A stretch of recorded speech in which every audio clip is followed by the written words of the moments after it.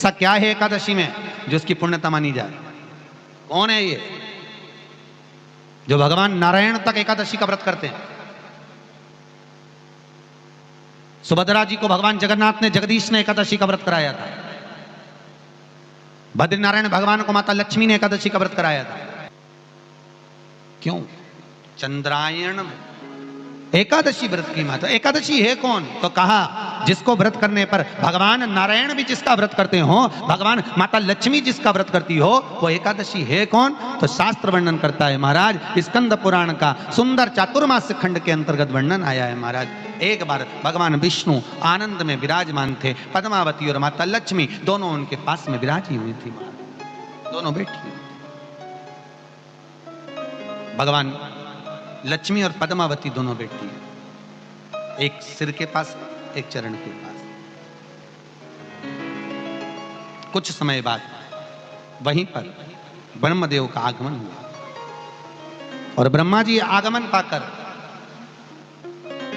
भगवान नारायण पद्मावती से लगकर उठे और उठकर लक्ष्मी की ओर झुके। झुकने पर इन तीनों के समागम से भगवान नारायण के हृदय चित्त से एक कन्या प्रकट हो गई। उस कन्या का नाम एका था। क्या नाम था? एका। अब 10 उसके गुण इतने प्रबल थे, वो 10 गुण उसके बड़े प्रबल थे कि वो एका जिसको निहारती थी उसको संपदावान बना देती थी, जिसको देख लेती थी उसके जीवन में वो आनंद की अनुभूतियां करा देती थी। एका जिस मार्ग से जाती थी उस मार्ग के द्वार खोल देती थी। एका का पुण्य इतना पुण्य प्रखर। पद्मावती और लक्ष्मी ने कहा महाराज ये बेटी आपके द्वारा निर्मित हुई है, इसका कन्यादान करना चाहिए। हमारे यहाँ हिंदू धर्म में रीति है, जिस दिन कन्यादान करा जाता है उस दिन व्रत रखा जाता है। अब आजकल रखते कि नहीं रखते मालूम नहीं, और कन्यादान करते समय व्रत रखा जाता है। व्रत रखना, एका का कन्यादान करना है। भगवान बोले कन्यादान करें, किसको दें? एका किसको दी जाए? एका प्रदान किसको करी जाए? पुण्यता किसको दी जाए? भगवान नारायण ने उसी समय लक्ष्मी और पद्मा से पूछा, तुम बताओ। पद्मा लक्ष्मी दोनों एका से पूछी, एका बताओ इसका पुण्य, हम आपका हस्त कमल आपको प्रदान किसको करें, हम किसको दें? एका कहती है पिताजी, भगवान से कहती है नाथ कृपा करिएगा, मेरे को अगर प्रदान करना चाहती हो, अगर मुझे देना चाहते हो तो एक काम करो, एक काम करो। यदि आप देना चाहते हो तो भगवान एक काम, माता ने कहा कि पिताजी अगर कुछ देना चाहते हो तो ऐसी कृपा करो, संसार के मनुष्य अगर मृत्यु लोक में आकर के अंदर 2 एकादशी का भी पुण्य भाग अगर ग्रहण करते हैं तो ये एका उनकी होती है और वैकुंठ का राह खोल देती है। इनके जाने से पहले अगर मैं प्रवेश करती हुई जाऊंगी और इनके मार्ग को सुलभ बनाती हुई जाऊंगी, वो एका 10 गुण के कारण एकादशी। पहला नियम एकादशी व्रत का सबसे पहला नियम है कि आप जिस दिन व्रत करो उसके एक दिन पहले भक्ति का संचार इस हृदय में कर लो। भक्ति का संचार इस हृदय में कर लीजिए। जिस दिन आप व्रत करो, जैसे एकादशी का व्रत कर रहे हो तो दशमी के दिन शाम का समय जब आवे, रात्रि जब होने लगे, शाम का समय आवे और रात्रि का आप जब भोजन ग्रहण करो तो उस भोजन में कोई ऐसा पदार्थ ग्रहण मत करिए जिस पदार्थ के कारण आपकी एकादशी बिगड़ जाए।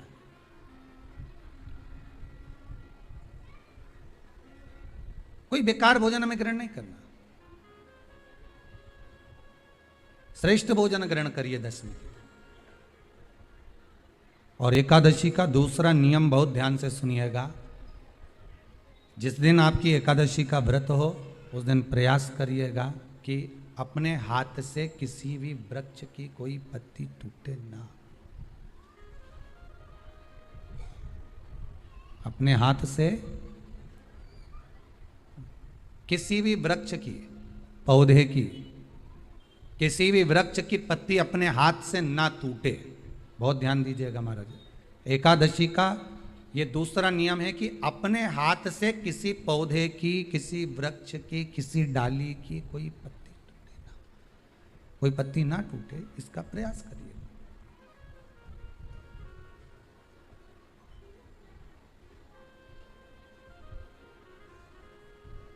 कितना सुंदर व्याख्यान कहा है, कितना सुंदर वर्णन है महाराज,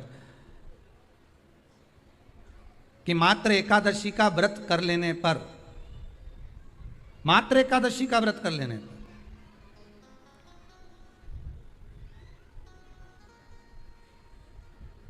जो पूर्व में किया गया हमारा पाप कर्म है, हमने किसी जीव की हत्या करी है, हमने किसी को कष्ट प्रदान करा है, हमने किसी को अपशब्द कहा है, हमने किसी को ताने दिए, हमने किसी को आड़ा टेढ़ा कहा है, हमने किसी को गालियां दे दी है, मात्र एकादशी का व्रत ही कर लेने पर ये सारे जो दोष हैं वो समाप्त हो जाते हैं।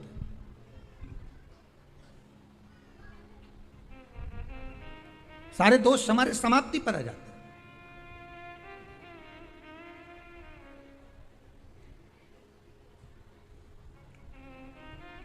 अब एक विचार करिएगा थोड़ा सा अपने मन में, अपने चित्त में, अपनी वृत्ति में एक बात उतारिएगा, एक अपने मन में एक बात को उतार कर रखिएगा कि आप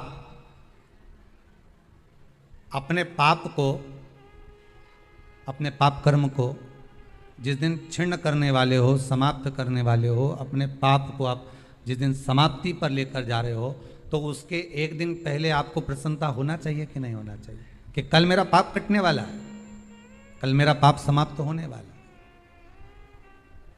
जो मैंने पाप कर्म करा है वो समाप्त होगा, जो मैंने पाप कर्म करा है वो कल समाप्त हो जाएगा। तो एक दिन पहले आपके चेहरे पर प्रसन्नता हो कि ना हो?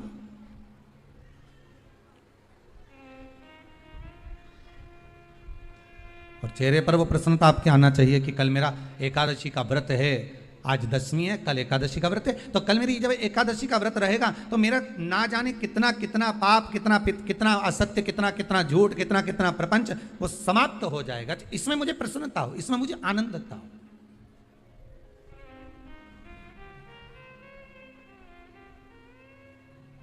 तो क्या कहा गया कि प्रयास करिएगा कि एकादशी के दिन कोई वृक्ष की, कोई डाली की, कोई कोपल की कोई पत्ती ना तोड़ी जाए। क्यों? तो कहा अगर उस पत्ती को हम तोड़ देते हैं, वृक्ष की पत्ती को या क्यारे में लगी हुई कोई डाली की पत्ती को हम तोड़ देते हैं तो एकादशी का पुण्य फल प्राप्त नहीं होता, एकादशी का कोई फल हमारे खाते में नहीं जाता, पुण्य फल प्राप्त। अब फिर भले तुम चाहे तुमने मोरधन खाया हो, चाहे तुमने फिर चिप्स खाई हो, चाहे तुमने फिर व्रत का कितना ही सामान खा गए हो और तुमने सोचा कि आज मेरी एकादशी है, तो फिर उसका कोई फल प्राप्त नहीं है, उसका कोई सुख प्राप्त नहीं है आपको, फिर उसका कोई आनंद प्राप्त नहीं है आपको, तो उसमें कोई आनंद की अनुभूति आपको नहीं मिल रही है।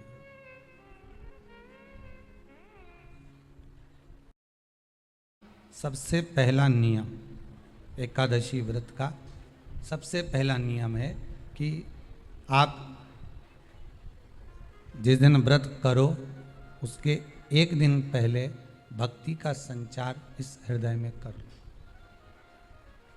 भक्ति का संचार इस हृदय में कर लीजिए। जिस दिन आप व्रत करो, जैसे एकादशी का व्रत कर रहे हो तो दशमी के दिन शाम का समय जब आवे, रात्रि जब होने लगे, शाम का समय आवे और रात्रि का आप जब भोजन ग्रहण करो तो उस भोजन में कोई ऐसा पदार्थ ग्रहण मत करिए जिस पदार्थ के कारण आपकी एकादशी बिगड़ जाए।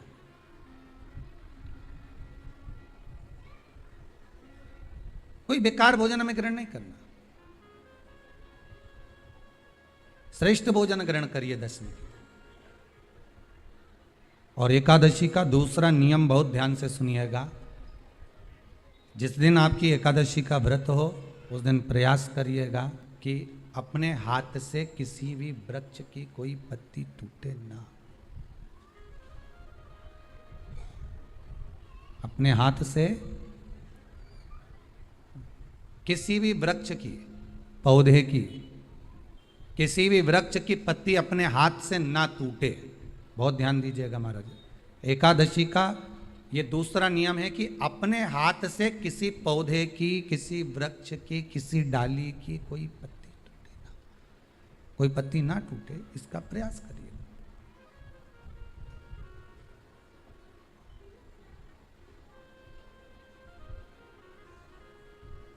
कितना सुंदर व्याख्यान कहा है, कितना सुंदर वर्णन है महाराज, कि मात्र एकादशी का व्रत कर लेने पर, मात्र एकादशी का व्रत कर लेने पर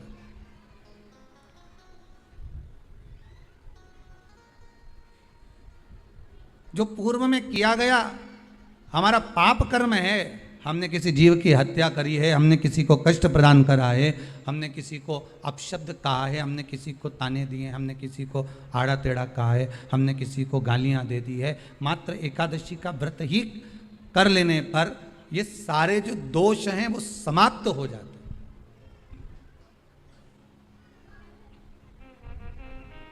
सारे दोष हमारे समाप्ति पर आ जाते हैं।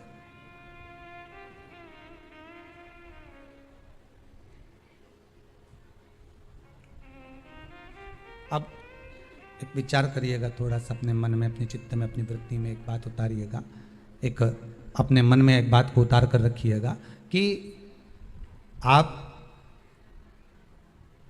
अपने पाप को, अपने पाप कर्म को जिस दिन छिन्न करने वाले हो, समाप्त करने वाले हो, अपने पाप को आप जिस दिन समाप्ति पर लेकर जा रहे हो, तो उसके एक दिन पहले आपको प्रसन्नता होना चाहिए कि नहीं होना चाहिए कि कल मेरा पाप कटने वाला है, कल मेरा पाप समाप्त होने वाला है।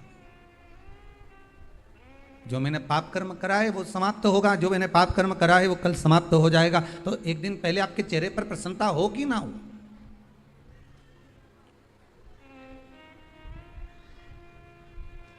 और चेहरे पर वो प्रसन्नता आपके आना चाहिए कि कल मेरा एकादशी का व्रत है, आज दशमी है, कल एकादशी का व्रत है, तो कल मेरी जब एकादशी का व्रत रहेगा तो मेरा ना जाने कितना कितना पाप, कितना कितना असत्य, कितना कितना झूठ, कितना कितना प्रपंच वो समाप्त हो जाएगा। इसमें मुझे प्रसन्नता हो, इसमें मुझे आनंदता हो।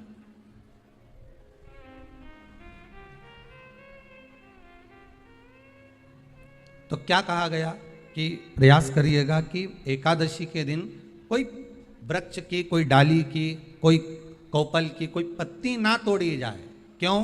तो कहा अगर उस पत्ती को हम तोड़ देते हैं, वृक्ष की पत्ती को या क्यारे में लगी हुई कोई डाली की पत्ती को हम तोड़ देते हैं तो एकादशी का पुण्य फल प्राप्त नहीं होता, एकादशी का कोई फल हमारे खाते में नहीं जाता, पुण्य फल प्राप्त। अब फिर भले तुम चाहे तुमने मोरधन खाया हो, चाहे तुमने फिर चिप्स खाई हो, चाहे तुमने फिर व्रत का कितना ही सामान खा गए हो और तुमने सोचा कि आज मेरी एकादशी है, तो फिर उसका कोई फल प्राप्त नहीं है, उसका कोई सुख प्राप्त नहीं है आपको, फिर उसका कोई आनंद प्राप्त नहीं है आपको, फिर उसमें कोई आनंद की अनुभूति आपको नहीं मिल रही है।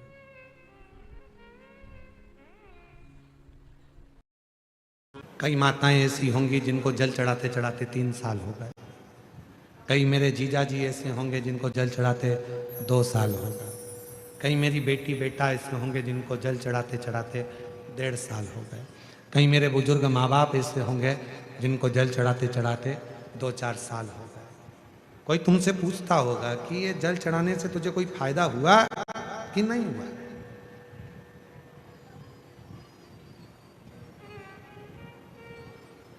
आपके मुख से आवाज निकलती होगी, भैया जब से चढ़ा रही हो जब से तो बाबा की कृपा है, किसी के आगे हाथ नहीं फैलाना पड़ता, व्यवस्था बाबा कर देता है, खुद कर। ईमानदारी से बोलना, यदि वो तुम्हें नहीं देता तो तुम इतनी 42 डिग्री टेम्परेचर में तुम तुम्हारे रिश्तेदार के घर नहीं जाओ तो कथा में क्या खा कहते हैं? उसने दिया है, तुम्हारी झोली खुशियों से भरी है, इसलिए तुम 42 डिग्री टेम्परेचर में भी पार्किंग में गाड़ी खड़ी कर कर पैदल पैदल सिर पे रुमाल बांध के,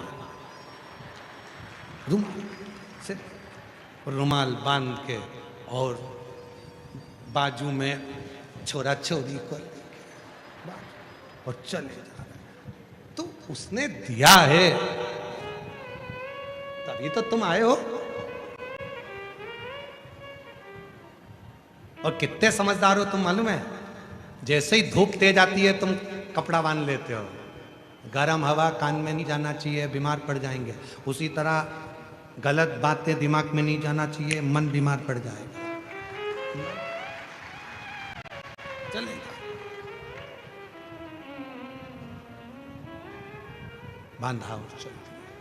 42 डिग्री टेम्परेचर में भी अगर आप शिव महापुराण की कथा में जा रहे हो तो ये कोई साधारण नहीं है।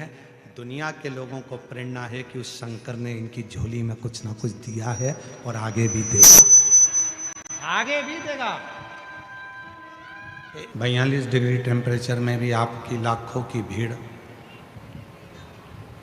भगवान शिव की अविरल भक्ति को दर्शा रही है, शिव की करुणा को दर्शा।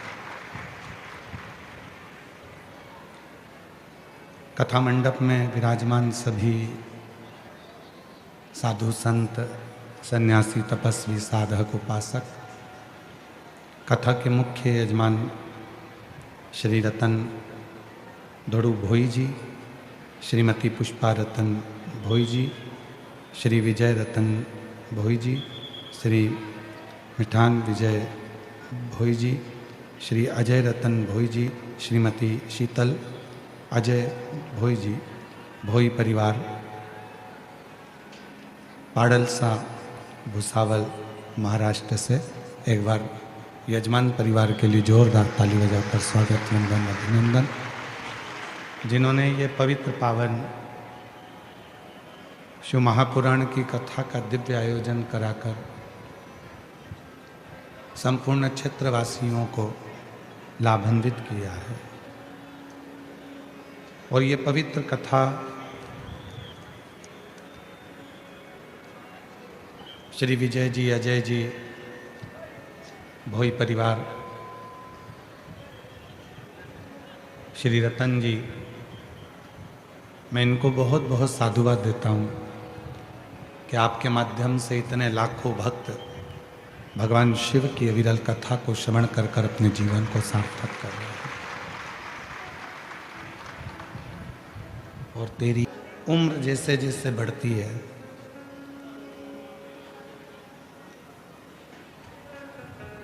दो चीजें कम होती चली जाती है। उम्र बढ़ेगी और दो चीजें कम होती चली जाएगी। एक, उम्र बढ़ने पर छोटे छोटे जो अक्षर होते हैं वो कम दिखते हैं।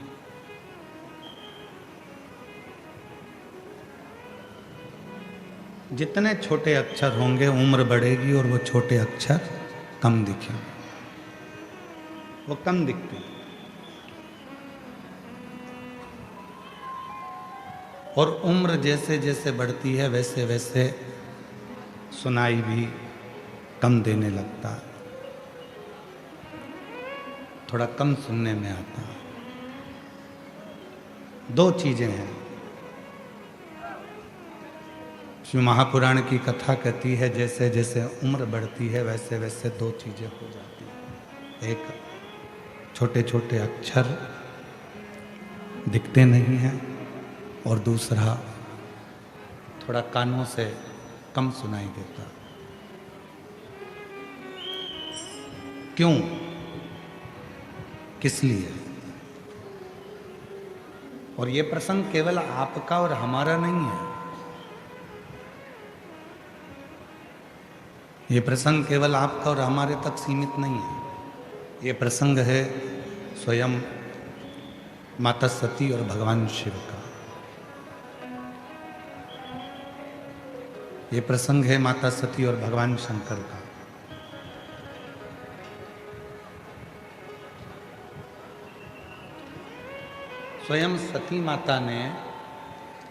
स्वयं माता सती ने भी भगवान शिव जी से ये प्रश्न किया। अवस्था बढ़ने पर एक नेत्र रूपी इंद्री और एक श्रवण रूपी इंद्री, ये दोनों कमजोर हो जाती है। इधर का थोड़ा सा, दो इंद्रियां कमजोर हो गई। एक इंद्री है नेत्र, दूसरी इंद्री है श्रवण। थोड़ा आवाज बढ़ाओ भाई, इधर की उधर की दोनों साइड।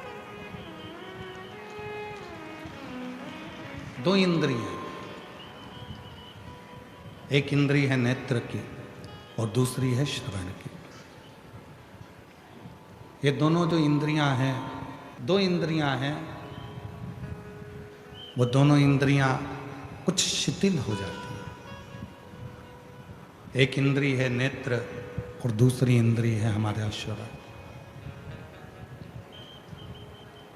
माता सती ने भगवान शिव से संवाद करते हुए प्रश्न किया कि मानव देह में ये दो इंद्रियां उम्र बढ़ने पर अपना काम कम करती हैं, उसका कारण क्या है? तो भगवान देवादिदेव महादेव ने जो कहा माता सती से, सारी दुनिया को, संपूर्ण विश्व को ये बात अपने स्मरण में रखना चाहिए। शिव जी कहते हैं, सती, नेत्र से छोटे छोटे अक्षर उम्र बढ़ने पर दिखाई नहीं देते। शिव कहते हैं, जब बहुत उम्र तुम्हारी बढ़ने लगे तो घर में रहने वालों की छोटी छोटी गलतियों को क्षमा करना प्रारंभ कर दीजिए।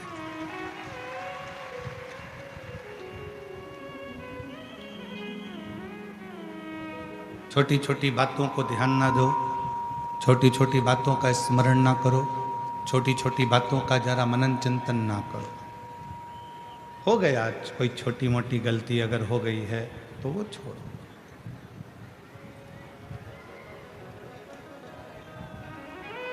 छोटी मोटी गलतियां माफ करते चलो। और दूसरे नंबर पर बाबा देवादिदेव महादेव कहते हैं, श्रवण रूपी इंद्री। जब अब उम्र बढ़ती जाए, उधर का भाई साउंड बढ़ाओ, पीछे का पंडालों के डोम के बाहर का साउंड। दूसरे नंबर पर है श्रवण रूपी इंद्री। और श्रवण रूपी इंद्री का वर्णन करते हुए स्वयं देवादिदेव महादेव कहते हैं, सती, जब व्यक्ति की उम्र बढ़ती जाती है तो एक श्रवण रूपी जो इंद्री है वो भी थोड़ी कम सुनती है। अर्थात शिव जी कहते हैं कि व्यर्थ की बातों को ना सुनते हुए उस परमात्मा का स्मरण करो जिसने तुमको जन्म दिया, जिसने तुम्हें भेजा।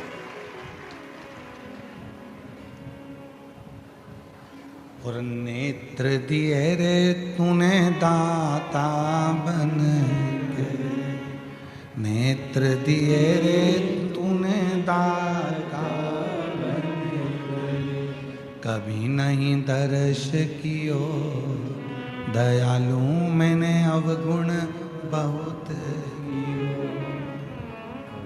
ये नेत्र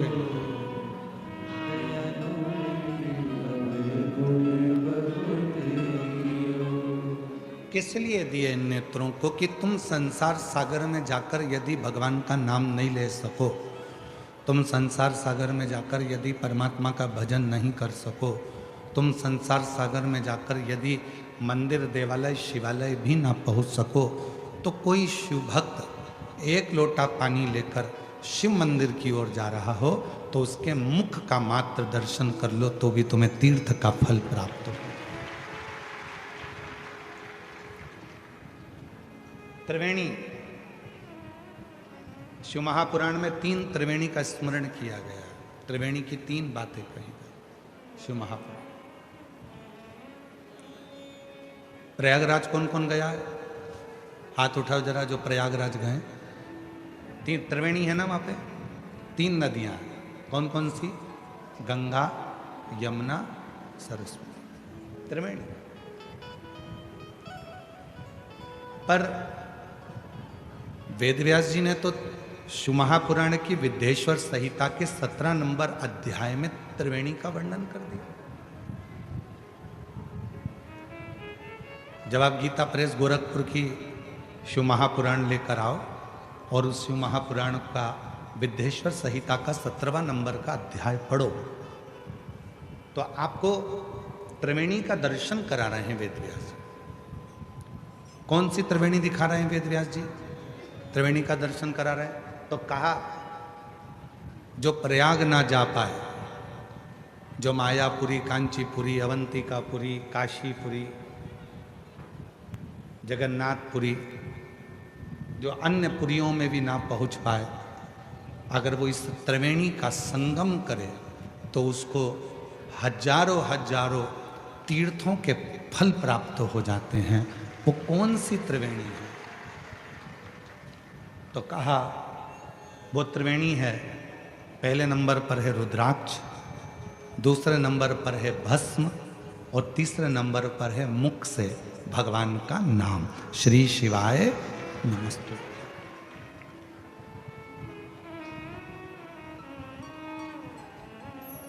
ये त्रिवेणी है।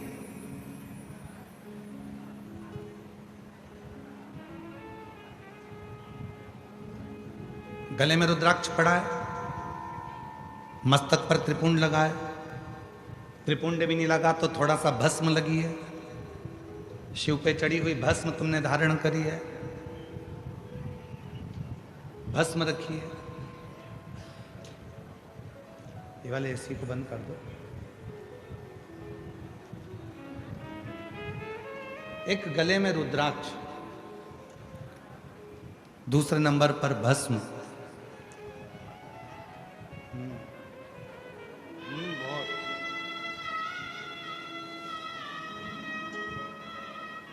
एक नंबर पर है रुद्राक्ष, दूसरे नंबर पर है भस्म और महाराज तीसरे नंबर पर है भगवान शिव का नाम, भगवान का नाम उच्चारण, भगवान का मंत्र उच्चारण।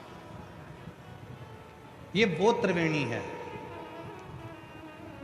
ये वो त्रिवेणी है जिस त्रिवेणी का संगम व्यक्ति को 1000 गुना पुण्य फल प्रतिदिन का प्रदान करता रहता है। हमारे संचित जीवन के पाप जितने हैं वो सारे पाप अपने आप समाप्त होते चले जाते हैं त्रिवेणी के संगम से। ये त्रिवेणी संगम।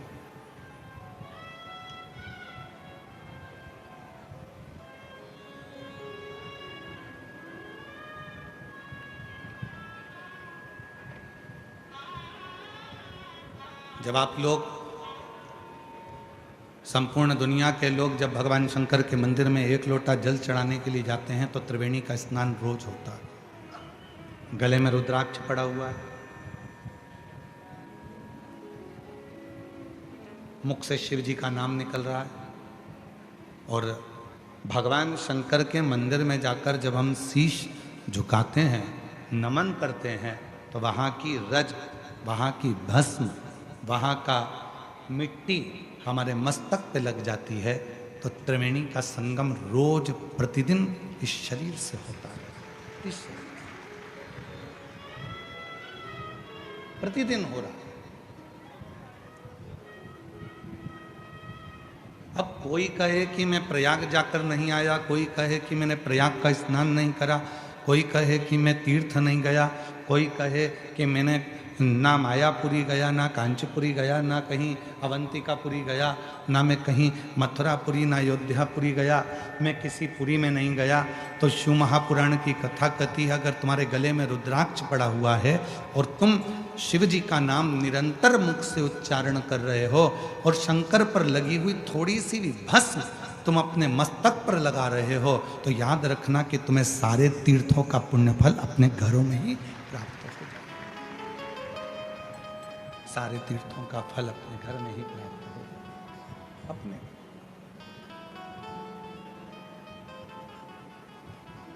ऐसे दयालु नाथ से रिश्ता बनाइए,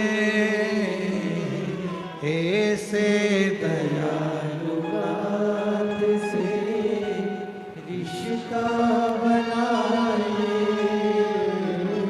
मिलता रहेगा आपको जो कुछ भी चाहिए, मिलता रहेगा आपको जो कुछ भी चाहिए, ऐसा करिश्मा होगा जो हुआ कभी नहीं, ऐसा करिश्मा होगा जो हुआ कभी नहीं। मांगा है भोलेनाथ से वरदान एक ही,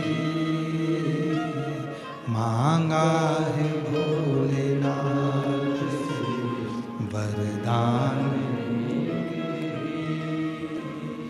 तेरी कृपा बनी रहे जब तक है जिंदगी, तेरी दया बनी रहे जब तक है जिंदगी। मांगा है भोलेनाथ से वरदान एक ही, मांगा है भोलेनाथ से वरदान। शिव कृपा से, भगवान शंकर की करुणा से, शिव की उदारता से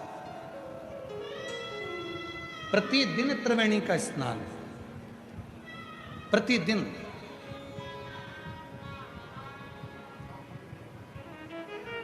बस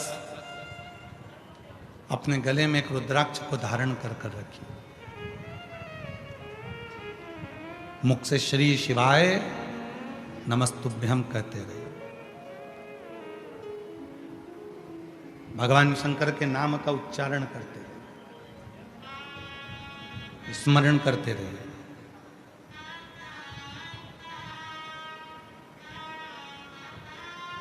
नेत्र, श्रवण, जिह्वा, शरीर की इंद्रियां, ये सब शिव को समर्पित करें। आज का व्यक्ति एक लोटा जल लेकर मंदिर जा रहा है,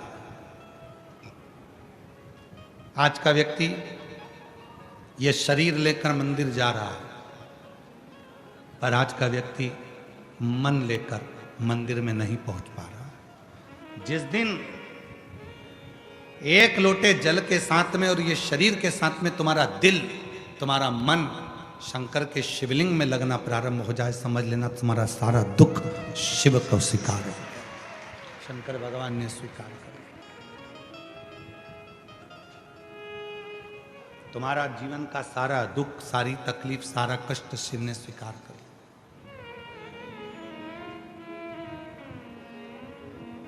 शिव स्वीकार कर। मन नहीं जा पा रहा, मन पहुंच नहीं पा रहा।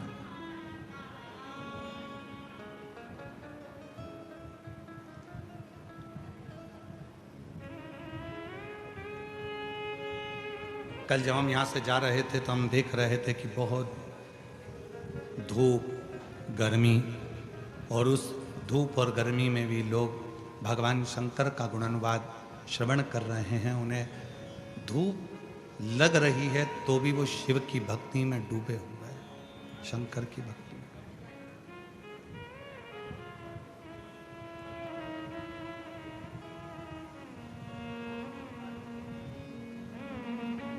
शिव की स्वीकृति,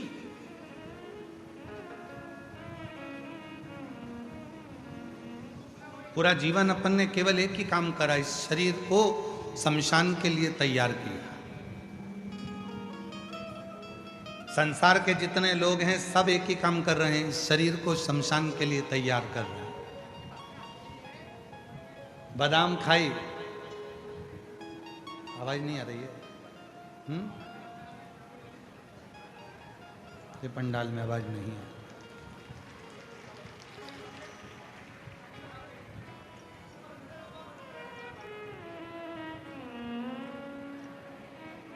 पूरी जिंदगी अपन ने एक ही काम करा कि शरीर को शमशान के लिए तैयार किया। बादाम खाई, आत्मा के लिए नहीं, शरीर के लिए। पान गुटखा खाया, आत्मा के लिए नहीं, शरीर के लिए, इंद्रियों के लिए। एक से बढ़कर एक ब्रांडेड कपड़े पहने, आत्मा के लिए नहीं, शरीर के लिए। ब्यूटी पार्लर में जाकर तैयार भी हुए, आत्मा के लिए नहीं, शरीर के लिए। 100 रुपए का साबुन से नहा रहे हो, आत्मा के लिए नहीं, शरीर के लिए। 150 रुपए का क्रीम लाके लगा रहे हो, आत्मा के लिए नहीं, शरीर के लिए। जरा सा शरीर में घाव हुआ, दवाई ली, शरीर के लिए, आत्मा के लिए। कितना संभाल संभाल के इस शरीर को रखा, किसके लिए? शमशान के लिए। किसके लिए? इस शरीर को उस शिव तक लेकर जाने के लिए। नहीं आ रही? आ गई? आवाज नहीं आ रही है? इस शरीर को शमशान तक ले जाने के लिए बहुत कुछ किया। एक निवेदन इस व्यासपीठ से करूं संपूर्ण जगत को, संपूर्ण शिव के श्रोताओं को, भगवान शंकर के भक्तों को, कि शरीर को शमशान तक ले जाने के लिए बहुत प्रयास किया। बादाम खिलाई, काजू खिलाया, भोजन कराया, चाउमीन, बर्गर, पिज़्ज़ा, बड़ा पाव, रोटी, सब्जी सब खिलाया। इस शरीर को खूब मजबूत बनाया। आखिरी में ये शरीर शमशान तक गया। निवेदन है, शरीर शमशान तक जाए उससे पहले इस आत्मा को परमात्मा तक भेजने का प्रयास करें। आत्मा परमात्मा तक जाए, और जिस दिन ये आत्मा परमात्मा तक जाने का प्रयास करेगी, उस दिन शरीर तुम्हारा कैसा भी हो, शिव उसको स्वीकार कर ले। आवाज नहीं जा रही है भाई, आप लोगों को बोल दिया 2 बार 3 बार उधर पीछे, आवाज बढ़ाइए। शरीर कैसा भी, शिव शरीर नहीं देख रहे हैं, शिव आत्मा, तुम्हारा चित्त, तुम्हारा मन, तुम्हारे विचार, तुम्हारी सोच देख रहे हैं। शिव जी ने जब माता पार्वती को अपनी अर्धांगिनी बनाने का निर्णय लिया था, तब पार्वती बहुत सुंदर नहीं दिख रही थी। थोड़ा ध्यान देना कथा पर, पार्वती जी सुंदर नहीं दिख रही थी। एक लड़का लड़की को देखने के लिए जाता है तो लड़की पहले, सबसे पहले तैयार होकर आती है, फिर लड़के के सामने जाती है, ससुराल वालों के सामने जाती है, क्योंकि उसको शादी पक्की करनी। पर पूरी दुनिया का पहला संबंध था, पूरी दुनिया की पहली शादी थी, जिसमें शंकर भगवान पार्वती जी को जब पहली बार पसंद करने के लिए जा रहे हैं, तब पार्वती कोई पार्लर में नहीं गई है, कोई श्रृंगार नहीं किया है। पार्वती जी सूखे पत्ते खाती खाती खाती खाती, तप करती करती पूरा शरीर काला पड़ गया था। हड्डी हड्डी नजर आ रही थी, मांस तो दिख ही नहीं रहा था। शरीर का पूरा शिथिल हो गया था, पूरा शरीर काला पड़ गया था। माँ पार्वती का नाम अर्पणा हो गया था, और अर्पणा मतलब पूरा शरीर सूखे हुए पत्ते की तरह हो गया, पूरा शरीर सूखा पत्ता।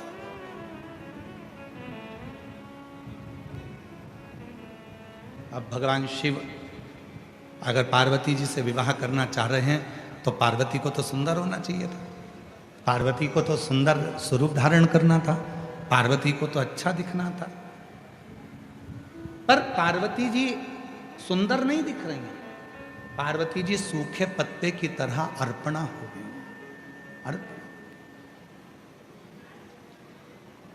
और यही शिव है। शंकर भगवान तुम्हारी सुंदरता नहीं देखते, शंकर भगवान तुम्हारा स्वरूप नहीं देखते, शंकर भगवान तुम्हारा कपड़ा नहीं देखते, शंकर भगवान तुम्हारे आभूषण नहीं देखते। शंकर भगवान तो जैसे पार्वती बेहोश होकर सूखे पत्ते की तरह अर्पणा होकर पार्वती जी जमीन पर पड़ी थी, बेहोशी में पड़ी थी, और उस समय पर शंकर भगवान ने पार्वती को पसंद किया। बस शिव तुमको सुंदरता ना देखते हुए, तुम्हारी वस्त्र आभूषण ना देखते हुए, जिस दिन तुम मन से शंकर के चरणों में जाकर पड़ जाते हो, उस दिन शिव तुमको स्वीकार कर लेते हैं। तुम्हारी सुंदरता से, तुम्हारे वस्त्र से, तुम्हारे आभूषण से नहीं, तुम्हारे वस्त्रों से नहीं, तुम्हारे आभूषण से नहीं, शिव स्वीकार करते हैं।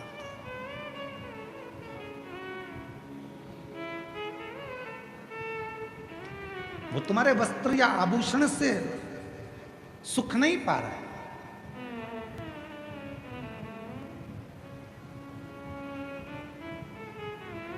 शिव ने स्वीकार करा, भगवान शंकर ने स्वीकार करा तुम्हारा हृदय, तुम्हारा चित्त, तुम्हारा मन।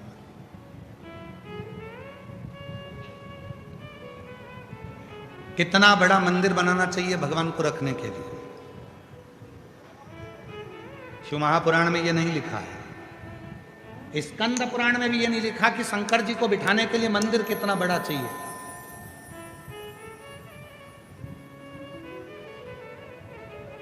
घर में कितना बड़ा मंदिर बनाना चाहिए, यह भी शिव पुराण में नहीं लिखा। शिव जी को बिठाने के लिए मंदिर कितना बड़ा होना चाहिए, यह शिव पुराण में नहीं लिखा। पर इतना जरूर लिखा है, शिव को बिठाने के लिए मंदिर भले कैसा भी हो, पर शिव को बिठाने के लिए मन बहुत बड़ा बनाना। मन बना, हम आप मन छोटा करते जा रहे हैं, अपना दिल छोटा करते जा रहे हैं, हृदय छोटा करते जा रहे हैं।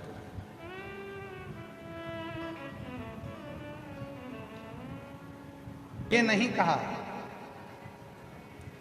मंदिर कितना बड़ा हो, ये नहीं कहा कि शिव को पाने के लिए कितना बड़ा घर में मंदिर हो, मन बड़ा हो।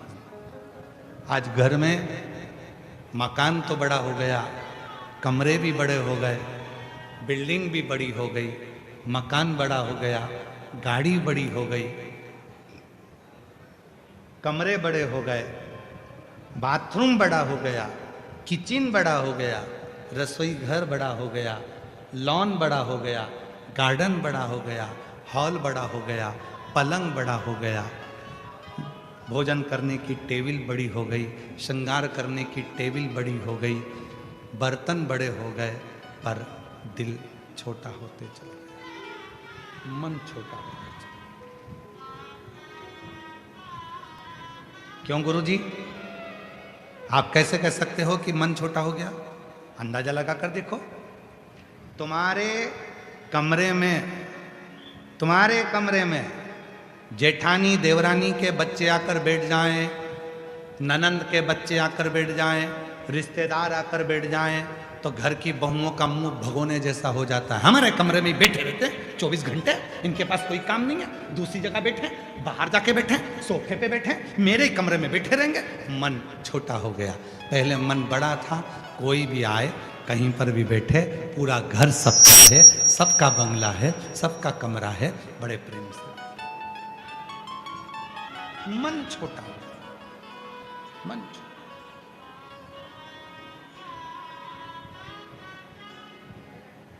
बहुत छोटा।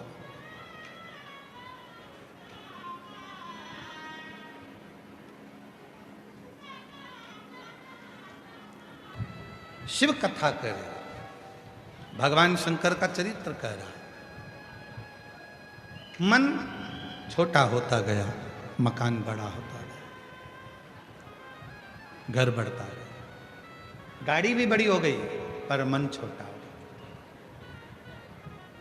घर का एक सदस्य अगर कहीं जा रहा है और दूसरे सदस्य ने कह दिया कि मुझे भी वहां तक छोड़ देना, तो मन में आएगा हम जाएंगे तभी आना इनको साथ में, बाद में चली जाना, बाद में पहुंच जाना, पर हमारे साथ ही पीछे लगना है ना। मतलब मन छोटा हो गया, मन छोटा, मन बड़ा।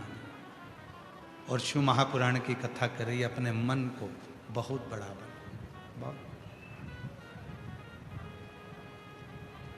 मन को बड़ा बना, मन बड़ा। एक संवाद आया है बड़ा सुंदर शिव महापुराण का, चंद्रशेखर चंद्रमौली शिव महापुराण की कथा जो भूसावल में चल रही है, उसका बड़ा सुंदर एक संवाद है। एक बार मां आद्य शक्ति, मां दुर्गा, मां भवानी, मां पार्वती जी। शिव जी के साथ में 12 ज्योतिर्लिंग का भ्रमण करने चाहिए। भगवान ओघड़दानी के साथ में, भगवान शंकर के साथ।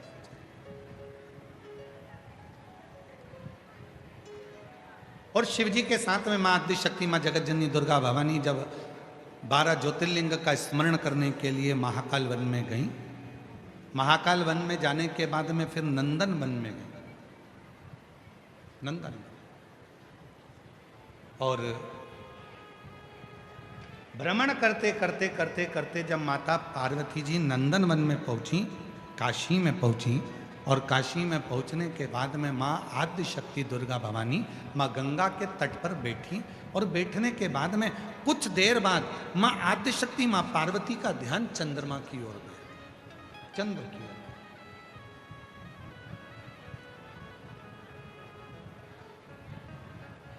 माता पार्वती का ध्यान गया चंद्रमा की ओर। एक टकटकी लगाकर मां पार्वती जी चंद्रमा को देख रही थी, एक टकटकी। और हमने पहले भी कथा में कहा है, जब शरीर में यदि कोई काया का रोग हो जाता है, शरीर में कोई चर्म रोग हो जाता है, कोई काया सफ़ेद पड़ गई, कोई चमड़ी काली पड़ गई, कहीं दाग पड़ गया, और वो काया का रोग यदि मिटता नहीं है, तो हमने पहले भी एक बार कहा था, फिर कहते हैं, जैसे हरी दूबा होती है, दूब देखिए आप लोगों ने, जम के बोलो जरा, दूबा देखिए, गणेश जी को चढ़ती है, क्या बोलते हैं उसको? दूब, दुर्बा।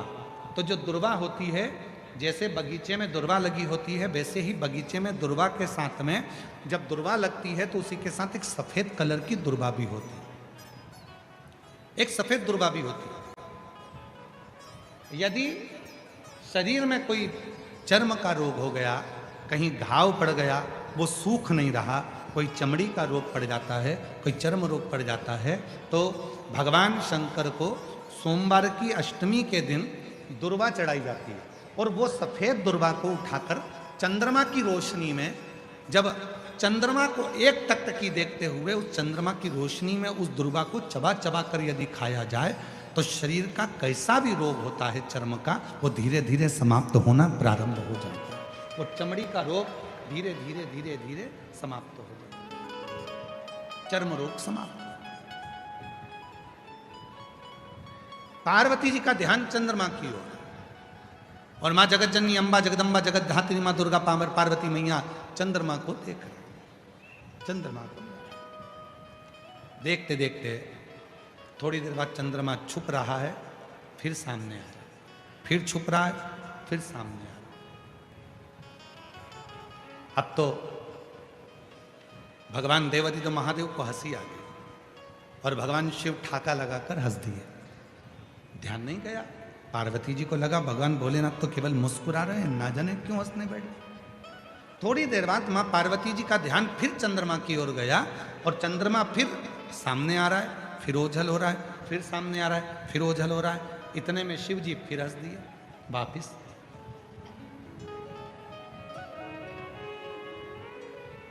भगवान शंकर फिर मुस्कुरा दिए। पार्वती जी से अब रहा नहीं गया, और माता पार्वती जी ने पूछा, बाबा एक बात कहेंगे प्रभु? शिव जी ने पूछा, क्या?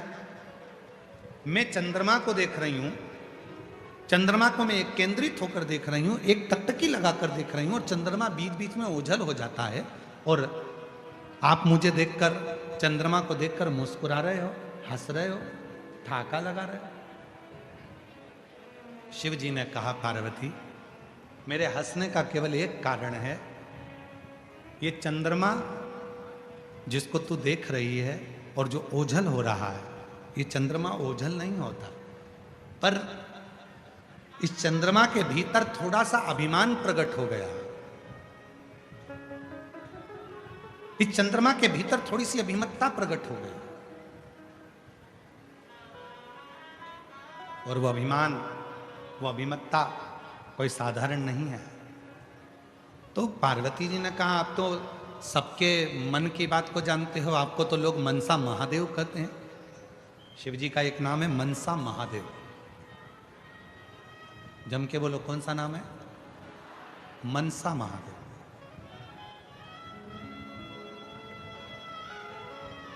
शिव जी का एक नाम मनसा महादेव भी है। मनसा महादेव से मतलब है जब संसार का व्यक्ति एक बेलपत्र लेकर, भले वो शंकर की चढ़ी हुई बेलपत्र क्यों ना हो,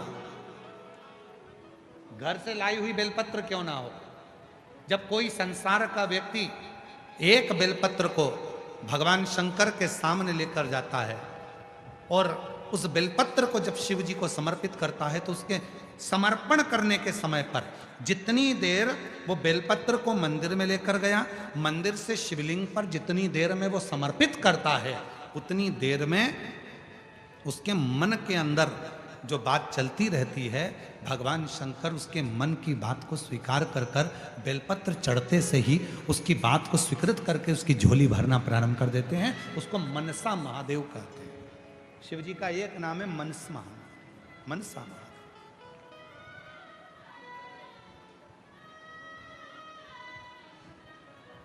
ये इधर भुसावल का तो हमको नहीं मालूम, परंतु जो निमाड़ी साइड है मध्य प्रदेश में, धार, राजगढ़, मंदसौर, नीमच, अलीराजपुर, जो निमाड़ का हिस्सा है, वहां पर माताएं मनसा महादेव का पूजन भी करती हैं और मनसा महादेव का व्रत भी करती हैं।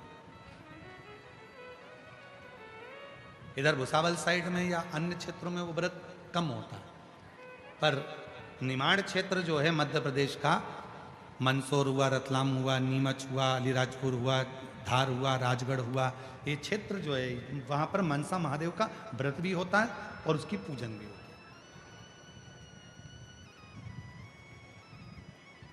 मनसा महादेव और मनसा महादेव की पूजन का एक विधान और वर्णन किया गया है महाराज। यदि आप लोगों को बाजार में किताब मिले मनसा महादेव की, तो आप ले सकते हैं, उसमें एक विधान आप उसमें पढ़ सकते हैं कि मनसा महादेव में 7 बेलपत्र,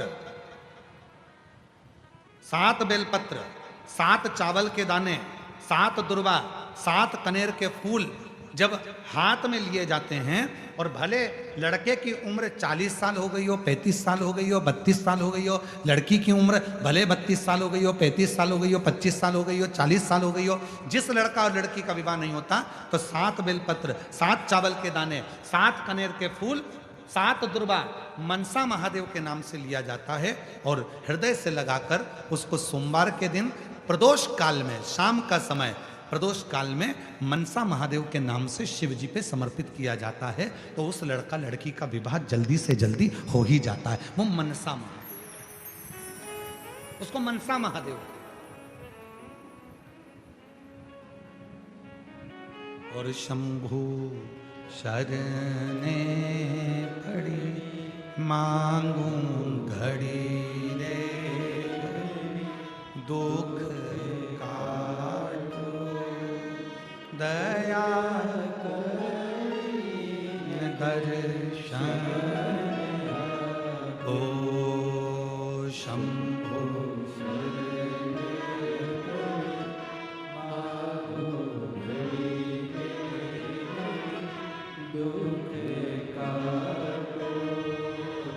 दया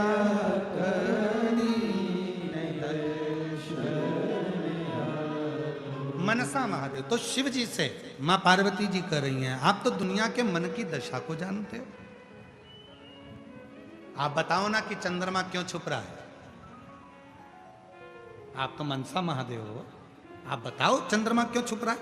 शिव जी ने हंसकर कहा, पार्वती इस चंद्रमा को अभिमान है, अभी तक सारे देवता इसी को सम्मान देते थे, चंद्रमा सुंदर, चंद्रमा सुंदर, चंद्रमा सुंदर, चंद्रमा ऐसा, चंद्रमा सुंदर, चंद्रमा ऐसा, चंद्रमा औषधि देने वाला। आज पार्वती तुम चंद्रमा को एक टकटकी लगाकर देख रही हो, तो चंद्रमा को अहंकार आ रहा है कि अभी तक तो देवियां मुझे देखती थी, अभी तक तो देवता मुझे देखते थे, पर आज देवाधिदेव महादेव और महादेवी मुझे देख रहे हैं, मतलब मैं इतना सुंदर हूं। ये चंद्रमा के भीतर अभिमान प्रकट हो रहा है,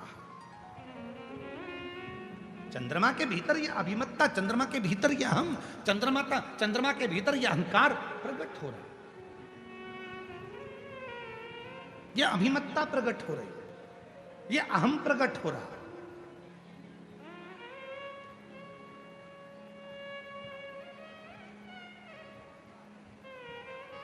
और शिवजी कह रहे हैं पार्वती ये अहंकार चंद्रमा का केवल आज का नहीं है। परसों की कथा में कहा था, सभा लगी है, देवता बैठे हैं, चंद्रमा आए, देवताओं को प्रणाम नहीं करा, शिव आए बाद में, सारे देवता ने उठकर, भगवान नारायण ने भी हाथ जोड़े, ब्रह्मा जी ने भी हाथ जोड़े, इंद्र ने भी हाथ जोड़े, गरुण वरुण 33 कोटि देवताओं ने शंकर जी के हाथ जोड़े। पर चंद्रदेव अपनी सुंदरता के कारण, अपनी काया के कारण कि मेरी चमक इतनी प्रबल है, मेरे चेहरे की चमक इतनी प्रबल है कि इन देवताओं को भी मैं चमक देता हूं, ये विचार कर कर चंद्रमा ने शिव जी को हाथ तक नहीं जोड़े। चंद्रमा ने शिव जी का अपमान कर दिया, सम्मान नहीं कर।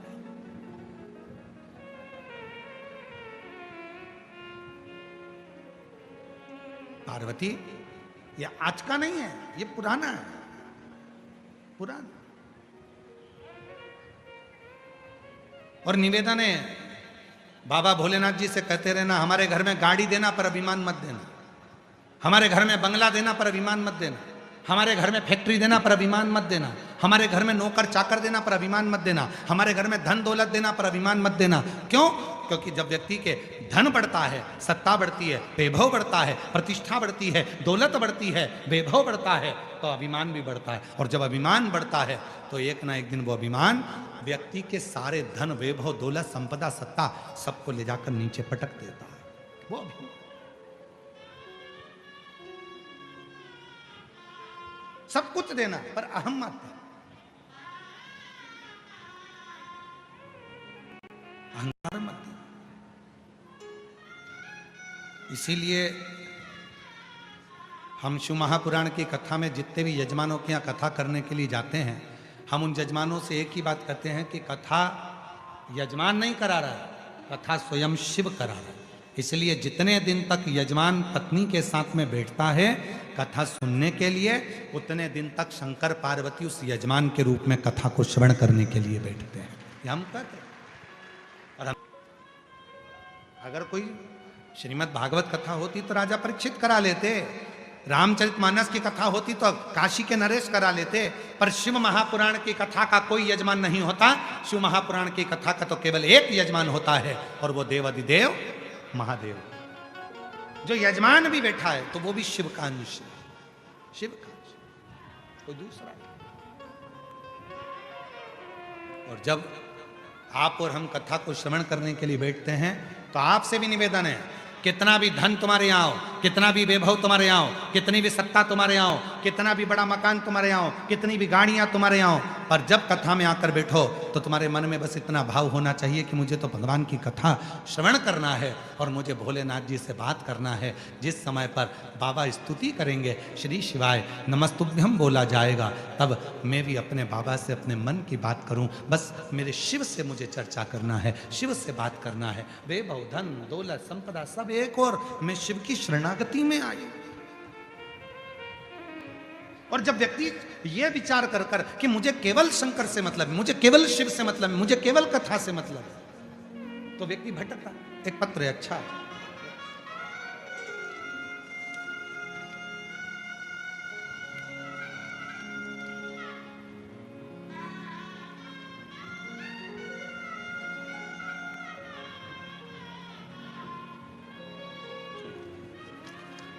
बहुत अच्छा पत्र है। समझने के लिए और समझाने के लिए कृपया निवेदन है, टीवियों पर ध्यान देना, एलईडी पर ध्यान देना, और जहाँ जहाँ एलईडियाँ चल रही हैं उस एलईडियों पर ध्यान देंगे। इस पत्र को पहले जिसने बनाकर भेजा है उसके लिए एक बार जोरदार ताली बजाओ। श्री सागर नालट सो पूनम नालट, मोटी उमरी, अकोला जिला अकोला से आए हैं। ठीक है, कहीं बैठे हों तो आ सकते हैं। आपने जो पत्र भेजा है उसके आगे का जो एक पृष्ठ आपने लगाया है वो समझने का है, बड़ा सुंदर है, आप सब समझेंगे इसको, बड़ा सुंदर है। देखिए, ये बनाइए घड़ी, दिख रही है सबको? जम के तो बोलो, क्या बनाइए? घड़ी। इसमें एक बड़ा कांटा है, फिर एक उससे छोटा कांटा है, फिर एक उससे छोटा कांटा है। कितने कांटे हैं? 3। सबसे बड़ा कांटा उसने लिखा है बड़ा कांटा दुख का। कौन सा कांटा है?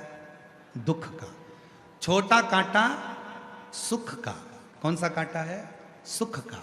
और सबसे छोटा कांटा उसमें लिखा है, जो सबसे छोटा कांटा है वो शिव का। कौन सा कांटा है? शिव का। अब जरा समझिएगा, सबसे बड़ा कांटा दुख का,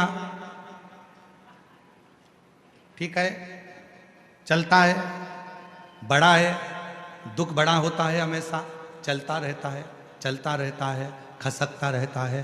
पर ये जो छोटा कांटा है, जो बिल्कुल राइट टाइम बताता है, बिल्कुल राइट टाइम बताता है, ये है सुख का कांटा। जब ये कांटा पूरा घूम लेता है तब जाकर वो कांटा थोड़ा खसक लेता है। दुख जब पूरा निचोड़ लेता है तब जाकर सुख का कांटा आगे बढ़ता है। पर सुख के कांटे पर ध्यान देने से पहले जो सबसे छोटा कांटा है वो शिव का कांटा है।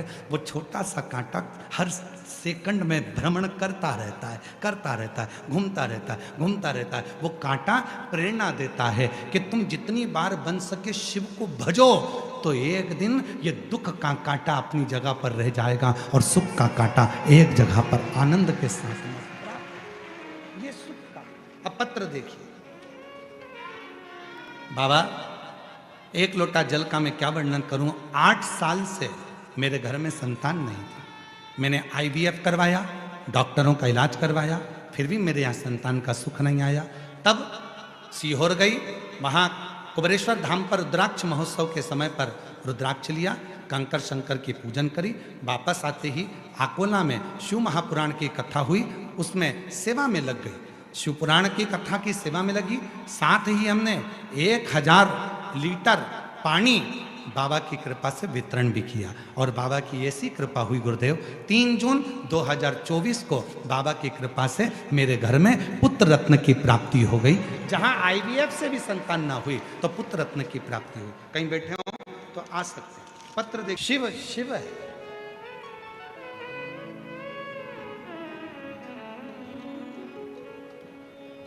जिस विश्वास के साथ, जिस भरोसे के साथ, जिस दृढ़ता के साथ आप शिव को भजते हो, शिव आपको मिलता है। जिस भरोसे के साथ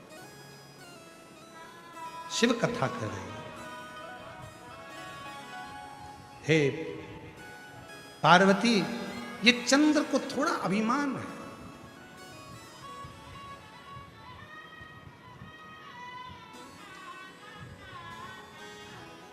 जब व्यक्ति बहुत ऊंचाइयों पर पहुंचता है, थोड़ी उन्नति की ओर बढ़ता है, तो उसको थोड़ी अभिमतता आ जाती है, थोड़ा अहम।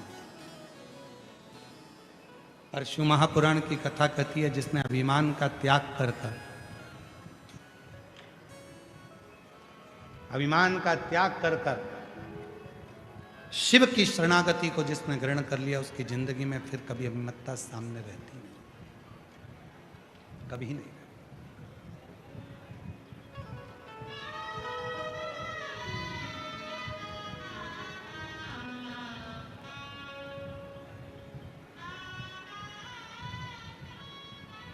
पार्वती,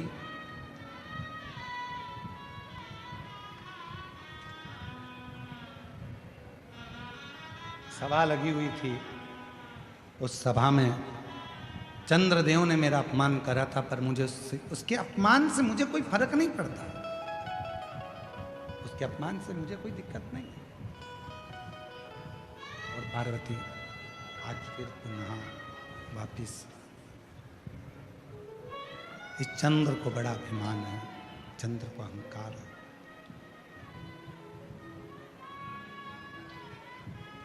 पार्वती जी ने कहा, चंद्र को अभिमान हो ही नहीं सकता। मैं अभी आवाज लगाऊंगी और चंद्रमा मेरे सामने खड़ा होगा। एक आवाज लगाऊंगी और चंद्रमा मेरे सामने होगा। पार्वती जी ने कहा, शिव जी ने कहा, पुकारिए, लगाओ आवाज। और पार्वती जी ने जैसे ही चंद्रमा को आवाज लगाई और चंद्रमा नहीं आया।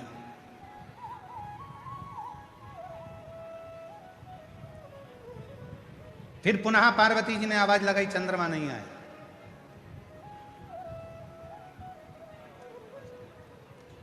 वापिस पार्वती जी ने आवाज लगाई पर चंद्रमा नहीं आया। पार्वती जी बार बार आवाज लगा रही है पर चंद्रमा आता नहीं। जब चंद्रमा नहीं आया आवाज लगाने पर पार्वती जी को क्रोध आया। चंद्रमा, मैं तुझे पुकार रही हूं और तू आ नहीं रहा। मुझे लगता है कि तेरे भीतर थोड़ी सी अभिमान अहंकार समाहित हो गए और तू उस अभिमान के कारणवश मेरे करीब में नहीं आ। कोई बात जा, एक दिन ऐसा आएगा चंद्रमा, और ये बात कल भी कथा में कही थी और परसों भी कथा में कही थी कि किसी को अपशब्द मत, किसी को आड़ा टेढ़ा मत, अहंकार में फूलकर आप किसी को ऐसा शब्द मत कहो कि कल उसकी जरूरत पड़े और आपको फोन लगाना पड़े, बात करना पड़े और वो व्यक्ति फिर बात का स्मरण करे कि इसने तो मुझे आक्षेप लगाया था, अपशब्द कहा था, ताने दिए थे, गाली दी थी, आड़ा टेढ़ा बोला था और उसी व्यक्ति की जरूरत तुमको पड़ जाए ना। वाणी ऐसी बोलिए जो मन का आपा खोए, जो मन का आपा खोए, ऐसी वाणी होना चाहिए। हृदय से बोलो, प्रेम से बोलो, स्नेह वश बोलो। इसीलिए शिव कथा बार बार कहती है, संसार किसी का घर नहीं, कब निकले प्राण मालूम नहीं। मीठो मीठो बोल थारो काई बिगड़े, शिव नाम बोल थारो काई बिगड़े। ओ मीठो मीठो बोल थारो काई बिगड़े, शिव नाम बोल थारो काई बिगड़े। मीठो मीठो बोल थारो काई बिगड़े, शिव नाम बोल थारो काई बिगड़े। मीठो मीठो बोल थारो काई बिगड़े, शिव नाम बोल थारो काई बिगड़े। काई बिगड़े रे थारो काई बिगड़े, काई बिगड़े रे थारो काई बिगड़े। ओ काई बिगड़े रे थारो काई बिगड़े, काई बिगड़े रे थारो काई बिगड़े। ओ मीठो मीठो बोल थारो काई बिगड़े, शिव नाम बोल थारो काई बिगड़े। ओ मीठो मीठो बोल थारो काई बिगड़े। दोनों हाथों से ताली सेवा देते बड़े प्रेम से।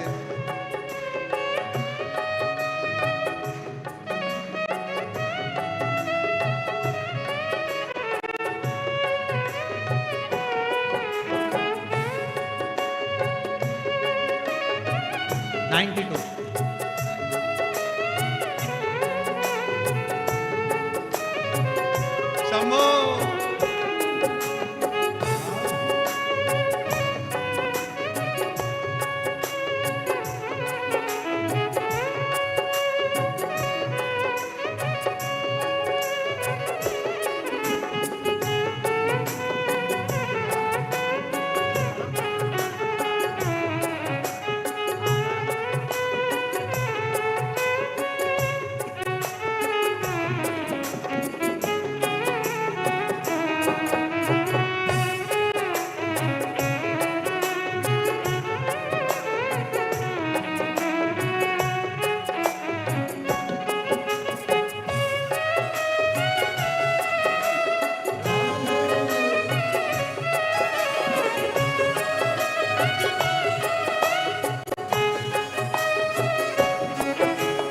सोच समझ ले स्वर्ग ये संसार, लाख जतन कर छूटे घर परिवार।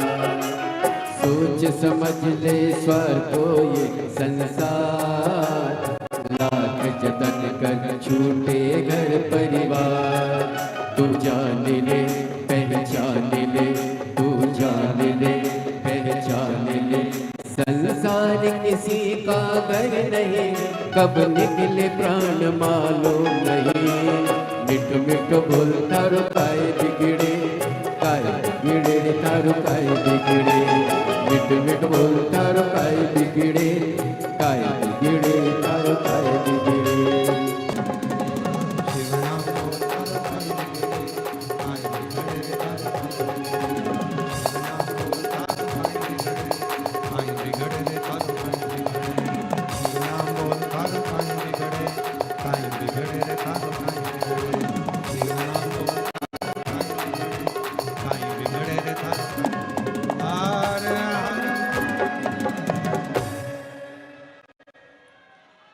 अपने स्थान पर बैठकर भगवान देवता महादेव से प्रार्थना करिए, विनय करो निवेदन। जहाँ जगह मिले वहाँ बैठकर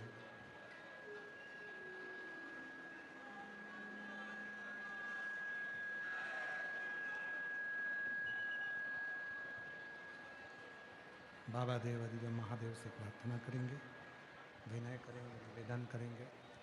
जहाँ जगह मिले वहाँ बैठकर बाबा को अपने मन का भाव कहो, निवेदन करो, विनती करो, विनय करो। अपने मन का भाव कहेंगे, प्रार्थना करेंगे, विनय करेंगे, निवेदन करेंगे। जहाँ जहाँ जगह मिले वहाँ बैठकर बाबा को अपने मन का भाव कहिए, प्रार्थना करिए, निवेदन करिए। सभी लोग साथ में बोलें, प्रार्थना करें, विनय करें, निवेदन करें।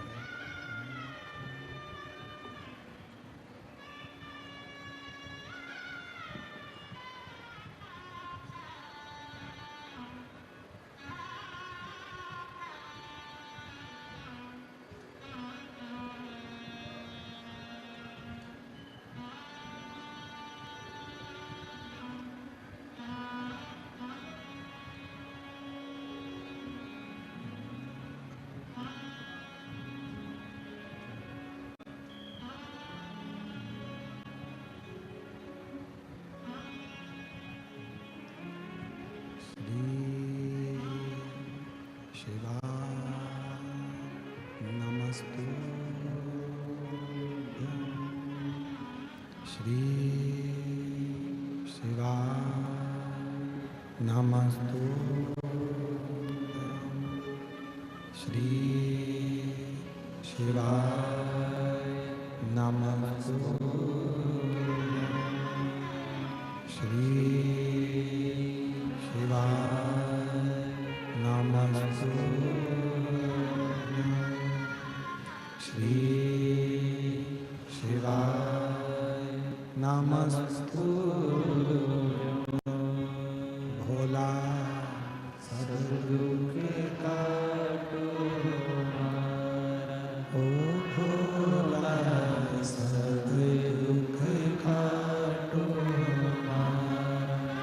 शिव शंकर जपो तेरी माला भोले बाबा जपो तेरी माला भोला सब दुख काटो ओ भोला सब दुख काटो वेश है मंगल मंगलकारी वेश है मंगल मंगलकारी शमशान वासी हमारा शमशान वासी हमारा ओ भोला सब दुख काटो हमारा ओ भोला सब दुख काटो हमारा।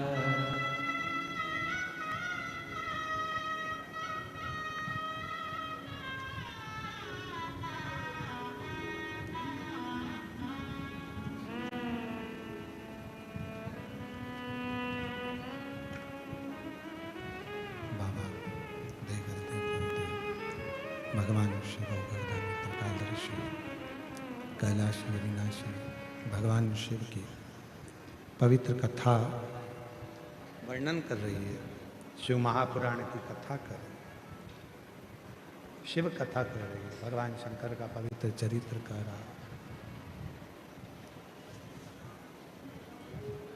हे पार्वती, ये चंद्र की विमत्ता एक दिन चंद्र को कष्ट प्रदान करेगी और चंद्र तकलीफ में आकर खड़ा हो जाएगा।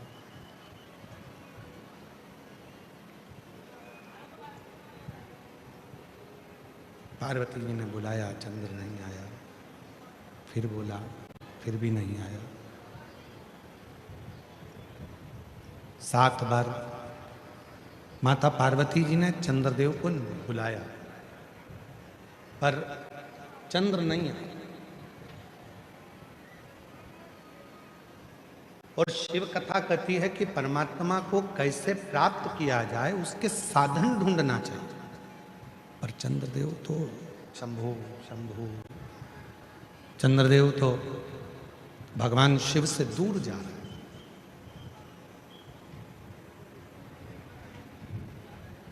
ध्यान रखें, घड़ी कहीं खो गई है तो हम उसको ढूंढते हैं, खोजते हैं। मोबाइल कहीं रखा गया तो हम उसको खोजते हैं, हम उसको ढूंढते हैं, हम उसको खोजने का प्रयास करते हैं। उसी तरह जैसे घड़ी कहीं चली गई तो हम उसे खोज रहे हैं, मोबाइल कहीं चले गया तो हम उसे खोज रहे हैं। जिस दिन भगवान शंकर के मंदिर में एक लोटा जल चढ़ाने आप नहीं पहुंच पाए, उस दिन अपने विचारों को खोजना कि आखिर मैंने भगवान की कौन सी अवज्ञा कर दी, कौन सा अपमान कर दिया, आखिर मेरे इस शरीर से कौन सा पाप हो गया जिसके कारणवश मेरे भगवान शंकर के मंदिर में, मेरे शिव के दरवाजे पर मेरा जाना नहीं हुआ। मैं भगवान शंकर के मंदिर तक नहीं पहुंच पाया, मैं शिव के मंदिर तक नहीं जा पाया, मैं शिव को एक लोटा जल समर्पित नहीं कर पाया। कौन सी गलती? आप आए नहीं और सुबह हो गई, मेरी पूजा की थाली धरी की धरी रह गई।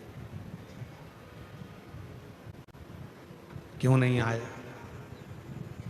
किस लिए नहीं आए, ये पता नहीं। खोजो उस परमात्मा को, ढूंढने का प्रयास करो उस परमात्मा को, कहीं नहीं मिलेगा। दुनिया के लोग कहते हैं कि भगवान तीर्थ में है, तो भी सोच लेना कि तीर्थ में भी ढूंढ कर थक जाओगे तो नहीं मिलेगा। कोई कहे परमात्मा कैलाश पर है तो ढूंढ कर थक जाओगे तो नहीं मिलेगा। कोई कहे परमात्मा मान सरोवर में है, ढूंढ कर थक जाओगे, नहीं मिलेगा। कोई कहे परमात्मा उस तीर्थ में है, गंगा यमुना कावेरी सरयू सरस्वती के तट पर है, ढूंढ कर थक जाओगे, परमात्मा नहीं मिलेगा। स्वयं तुमरुका जी चंचुला देवी से कहते हैं, चंचुला परमात्मा को तीर्थ या मंदिर में मत ढूंढो, उस परमात्मा को अपने भीतर एकांत में ढूंढने का प्रयास करो। वो परमात्मा तुम्हारे सामने प्रकट हो जाएगा, वो परमात्मा तुम्हारे सम्मुख में आ जाएगा, वो परमात्मा तुम्हारे सामने। उसको ढूंढना कठिन नहीं है, सामने है, वो प्राप्त हो सकता है। और हम आप कई विघ्नों में फंसे हुए हैं, कई विघ्न में फंसे हुए। कोई कहेगा जल चढ़ाओ, कोई कहेगा नहीं चढ़ाओ, कोई कहेगा चढ़ा हुआ जल पियो, कोई कहेगा मत पियो, कोई कहेगा बेलपत्र चढ़ाओ, कोई कहेगा नहीं चढ़ाओ, कोई कह रहा है बेलपत्र चढ़ी हुई खा लो, कोई कहेगा मत खाओ, कोई कहेगा नमः शिवाय बोलो, कोई कहेगा ओम नमः शिवाय बोलो, कोई कहेगा श्री शिवाय नमस्तुभ्यम बोलो, कोई कहेगा ये बोलो, कोई कहेगा वो बोलो। शिव महापुराण की कथा कहती है ईश्वर परमात्मा आत्मा का एक अंश है, परमात्मा आत्मा दोनों एक है। बस इतना याद रखो, उसको आप जिस रूप में, जिस तरह से, जिस भजन से, जिस कीर्तन से, जिस मंत्र से, जिस स्मरण से उसको पुकारोगे, जिस भाव से आप उसे पुकारोगे, वो आपके सामने होगा, वो आपके सम्मुख में। आप उसको पुकारो, वो आपके साक्षी में, आपके सम्मुख में आकर खड़ा हो जाए।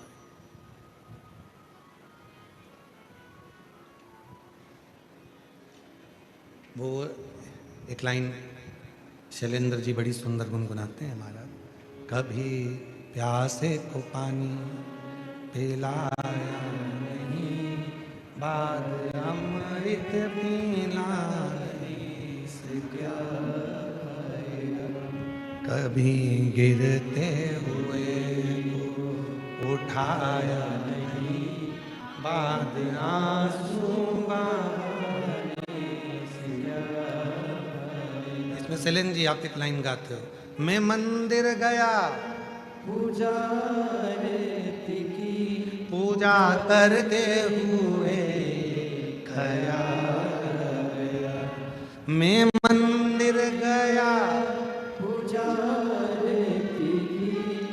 पूजा करते हुए ख्याल, कभी माँ बाप की सेवा की नहीं, फिर पूजा रचाने से क्या फायदा। अरे भाई, पूरे राष्ट्र को प्रेरणा देता है महाराष्ट्र, पूरे राष्ट्र को प्रेरणा देता है महाराष्ट्र। और महाराष्ट्र में भी हरि विठ्ठल की वो भूमि पंढरपुर वो प्रेरणा देती है कि अपने माँ बाप की सेवा पौंडलिक कर रहे थे, हरि विठ्ठल बाहर खड़े थे, मेरा दर्शन कर ले। और पौंडलिक कहते हैं मेरे माँ बाप की सेवा के बाद आऊंगा। भगवान कमर पर हाथ रखकर खड़े हो गए। कहा कीचड़ है, पौंडलिक ने खटिया के नीचे से एक ईंट उठाकर फेंक दी और फेंक दी और हरि से कहा, भगवान श्री हरि से कहा इस पे खड़े हो जाओ। भगवान उस पौंडलिक के इंतजार में खड़े हैं। इंतजार। अब बताओ पौंडलिक ने कौन सी पूजन करी? अब बताओ पौंडलिक ने कौन सा मंत्र जपा था? पौंडलिक ने कौन सी पूजन करी थी? पौंडलिक ने कौन सा अनुष्ठान करा था? पौंडलिक ने कौन सा अभिषेक करा था? पौंडलिक ने कौन सा अनुष्ठान, कौन सी पूजन, कौन सी अर्चना, कौन सी साधना पौंडलिक करे? कौन सी साधना करे, कौन सी पूजन करे हैं पौंडलिक? कोई पूजन, कोई साधना, कोई पूजन। गला पकड़ रहा है बेटा माई। कोई पूजन, कोई साधना पौंडलिक ने नहीं करी। पौंडलिक ने तो केवल इतना सुना था कि सेवा करो, और महापुराण भी तो वही कर रही है, सेवा करो। मंदिर जाओ तो झाड़ू लगा दो, निर्माल्य उठाकर विसर्जन कर दो, कथा में आओ तो किसी को पानी पिला दो, किसी का मुंह झूठा करा दो, सेवा ही तो है।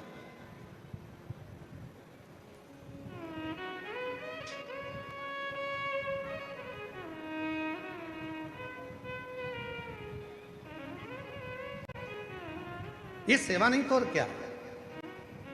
और मिलता है, सेवा का फल जरूर मिलता है। सेवा करो तो मेवा मिले रे,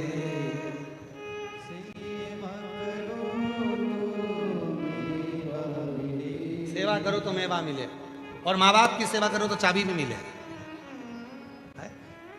ऐसा नहीं कि नहीं मिलेगी, मिलेगी। और कई लोग कहते हैं कि हम लोग सेवा करते हैं, माँ हमारी सास की सेवा करते हैं, ससुर की सेवा करते हैं, फिर भी वो गाली बकते हैं। वो भी आशीर्वाद है, करो फिर भी सेवा करो, कोई दिक्कत नहीं, सेवा तो करो। ईश्वर को ढूंढ रहे हैं, और वो ईश्वर कहा।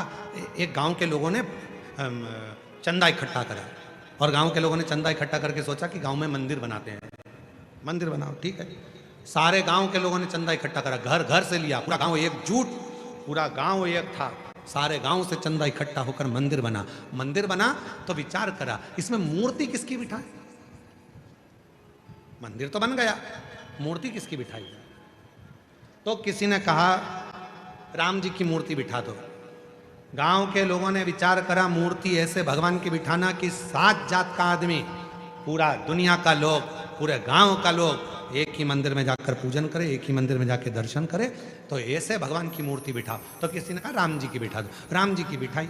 अब जितने राम जी वाले थे वो मंदिर जाए, बाकी का कोई मंदिर नहीं जाए।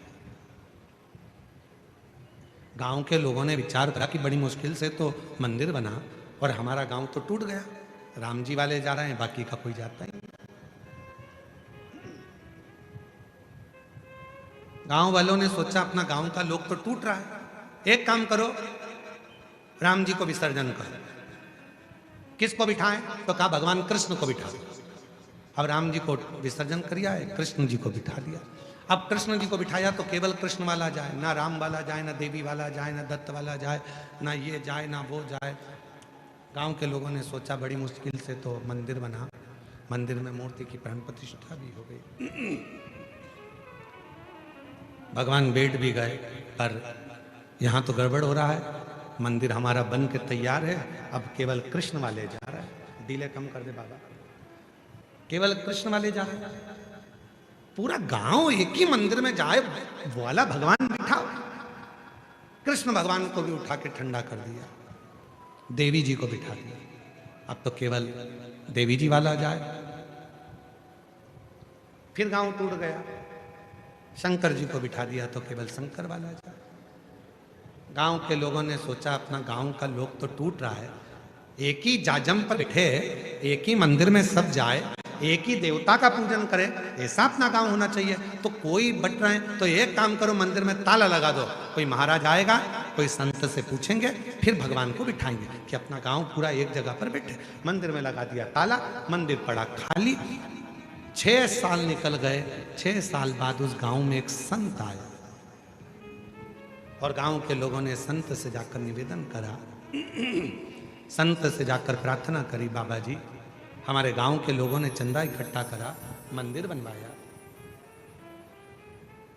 7 जात का आदमी एक ही मंदिर में जाए वो बताओ। राम जी बिठाए थे तो राम वाला जाता है, कृष्ण जी बिठाए तो कृष्ण वाला जाता है, देवी जी बिठाओ तो देवी वाला जाता है, शिव जी बिठाओ तो शिव वाला जाता है। पूरा गांव का लोग एक ही जगह पर जाकर बैठे तो कौन से भगवान को बिठाए मंदिर में। संत ने कहा एक काम करो, मंदिर तोड़ दो, होटल बना दो।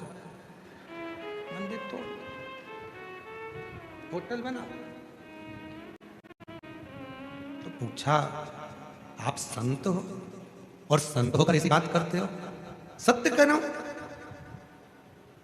आज इंसान को इतना तोड़ दिया गया है धर्म के नाम पर, आज इंसान को इतना तोड़ दिया गया है जाति के नाम पर, आज इतना इंसान को तोड़ दिया है समाज के नाम पर, आज इंसान को इतना तोड़ दिया है भगवान के नाम पर कि लोगों ने अपने अपने भगवान को बांट लिया है और लोग एक जगह पर बैठने को तैयार नहीं है।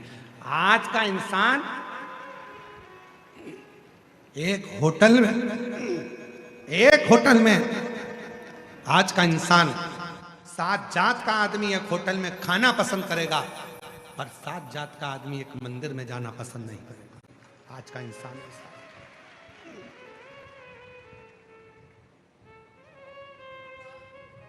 7 जात का आदमी एक होटल में खाना पसंद करेगा, पर 7 जात का आदमी एक मंदिर में जाना पसंद नहीं करेगा।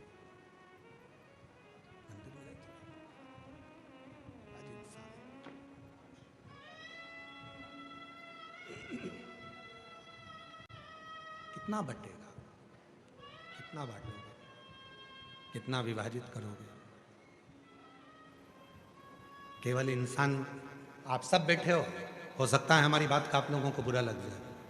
ईमानदारी से बोलना, यहाँ जितने बैठे हो तुम्हारे मन पर हाथ रखकर बोलना। तुम सवेरे सवेरे पाठ करने बैठते हो तो भी तुम्हारे मन में उलझन रहती है, हनुमान जी का मंत्र पढ़ो कि राम जी का पढ़ो।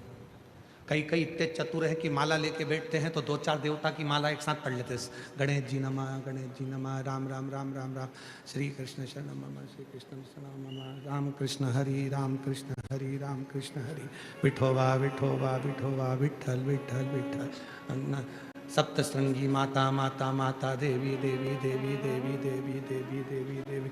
और बचा था तो कोई और मंत्र मिल जाए तो वो भी फिर पढ़ते। हनुमान जी का पढ़ लिया, राम जी का पढ़ लिया, ये पढ़ लिया, वो पढ़ लिया, सब पढ़ लिया,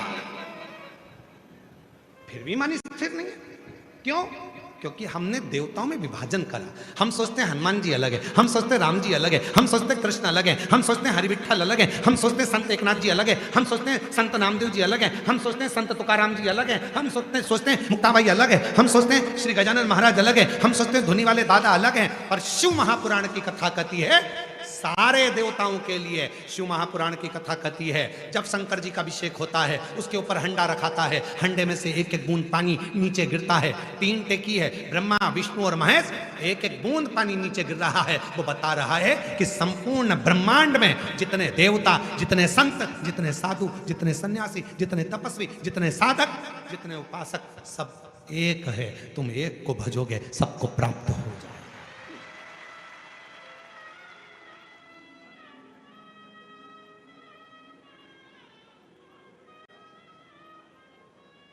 तुम्हारे घर पे पौधा है किसी का? तुलसी का पौधा, बड़ का पेड़, कोई पौधा है तुम्हारे घर में? बोलो तो गुलाब का पौधा, किसी देवता, कोई भी पौधा तुम्हारे घर में है कि नहीं है? जम के बोलो जरा, है ना? पानी देते हो? पत्ती में देते हो, फूल में देते हो, डाली में देते हो कि जड़ में देते हो? जम के बोलो, जड़ में। तो फूल में पानी देना है तो क्या करोगे? जड़ में दोगे। पत्ती में पानी देना है तो क्या करोगे? जड़ में पानी दोगे। एक जगह पर पानी डालिए, वो पानी फूल में भी जाएगा, पत्ती में भी जाएगा, सब दूर जाएगा, डालियों में भी जाएगा। उसी तरह शंकर को एक लोटा जल डालिए, 33 कोटि देवता में जाएगा।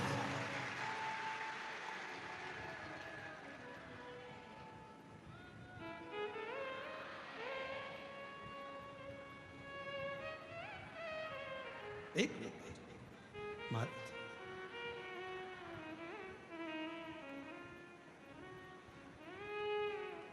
एक लोटा जल तुम शिव को चढ़ाना प्रारंभ करो, शिव को एक लोटा जल देना प्रारंभ करो, अपने आप हो जल 33 कोटि देवता को। यहां तक शिव महापुराण की कथा कहती है, शंकर जी को जब जल चढ़ाते हैं तो पितरों को भी मिलता है, आहूतों को भी मिलता है, वासुकों को भी मिलता है, गंधर्वों को मिलता है, अप्सराओं को मिलता है, नागों को मिलता है, किन्नरों को मिलता है, सबको वो जल प्राप्त होता है।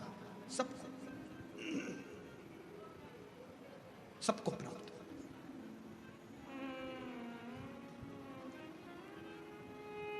सबको मिलेगा।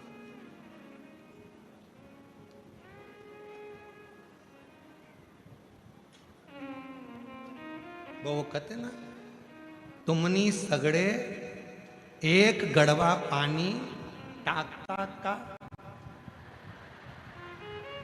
सब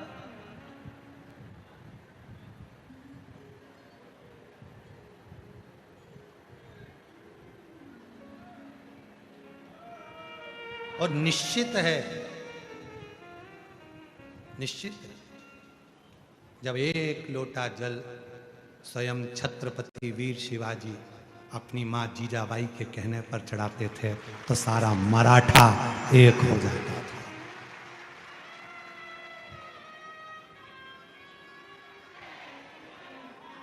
एक मराठा लाख मराठा, एक मराठा लाख मराठा के बराबर होता है। एक। और भगवान देवाधिदेव महादेव की आराधना साधना, छत्रपति वीर शिवाजी अपनी जीजाबाई के साथ में जब जाते थे बाल्यावस्था में, माँ उनके हाथ में एक लोटा जल पकड़ाकर छत्रपति वीर शिवाजी को आगे कर कर कहती थी, शिवा जल चढ़ा।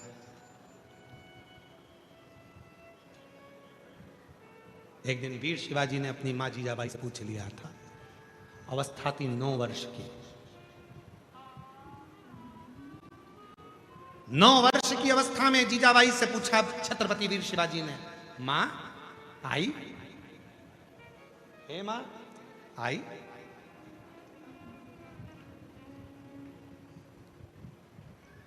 शिव को हम जब जल चढ़ाते हैं तो शिव हमको क्या देते हैं?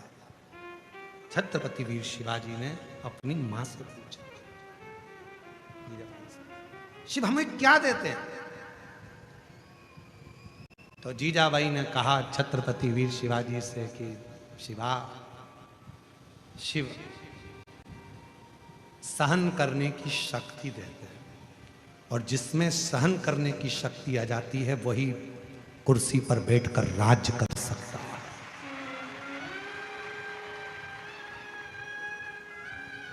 जिसमें सहन करने की शक्ति आ जाती है वही कुर्सी पर बैठकर राज्य करता है। सहन शक्ति जिसमें नहीं होती वो राज्य नहीं कर सकता। उठाकर देखिए, आज के समय में हमारे भारत देश के प्रधानमंत्री जी को कितने कितने शब्द बोले जाते हैं, कितने कितने ताने दिए जाते हैं, वो सहकर भी अपनी कुर्सी पर बैठकर पूरे भारत भूमि का संचालन कर रहे हैं। सहन शक्ति प्रबल होना चाहिए। कितनी सहन शक्ति हो। आज संतों को, साधुओं को, तपस्वियों को, साधकों को, उपासकों को, संतों को, किसको किसको नहीं अपशब्द कहे?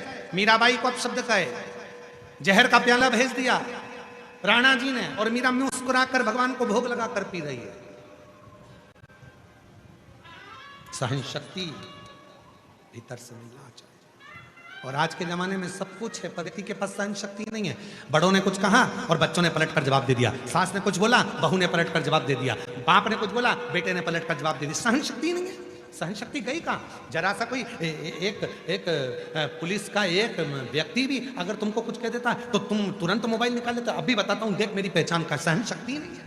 एक बाउंसर अगर तुमको कुछ कह देता है तो तुम तुरंत फोन लगाने लगते हो, तुम लड़ने लगते हो, झगड़ा करने लगते हो। सहन शक्ति नहीं है। पति कुछ बोला, पत्नी ने झगड़ा करा, पत्नी कुछ बोली, पति ने झगड़ा करा। सहन शक्ति नहीं है। बाप कुछ बोला, बच्चों ने झगड़ा करा, सहन शक्ति नहीं है। मंदिर में गए थे जल चढ़ाने के लिए, शिवरात्रि का दिन था, भीड़ हो रही थी, बहुत लंबी लाइन लगी थी, सहन शक्ति नहीं है। इधर टल्ला इधर टल्ला इधर टल्ला, हट यहां से हट, मैं आगे जाऊंगी मैं आगे जाऊंगी, सहन शक्ति नहीं है। लड़ना ही था तो आई काय को लोटा भर के जल चढ़ाने। कथा में आए तो भी सहन शक्ति नहीं है। मैं कल जहां बैठी थी वहीं बैठूंगी, जा, जा, जा, जा, कर ले, मैं तो यहीं बैठूंगी, जा। उठाने वाले उठा रहे, देखो उधर सरक जाओ, थोड़ा सा उधर बैठ जाओ, ये बूढ़ी है, पाँव में तकलीफ है, बैठ जाएगी, उधर बैठ, नहीं बैठूंगी, जा, क्या कर लेगा। सिर पे पल्लू लिया और ज्यादा बोलेगा तो अब भी उठाया मोबाइल। भेरू सिंह को देखना,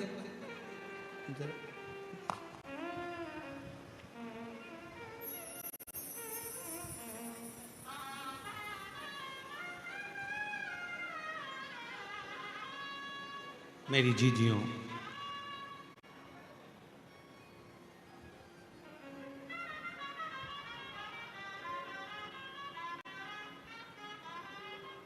माजा, आई, भागिनी, मेरी जीजियों, मेरी माताओं, आप निवेदन है, सहनशीलता थोड़ा अपने भीतर रखो, सहनशील।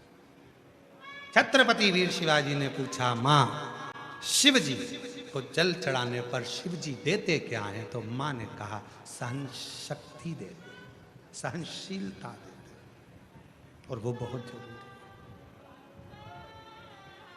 जिसके भीतर सहन शक्ति आ गई, उसने, एक पत्र है, अच्छा है, देखो पत्र अच्छा है, देखिए।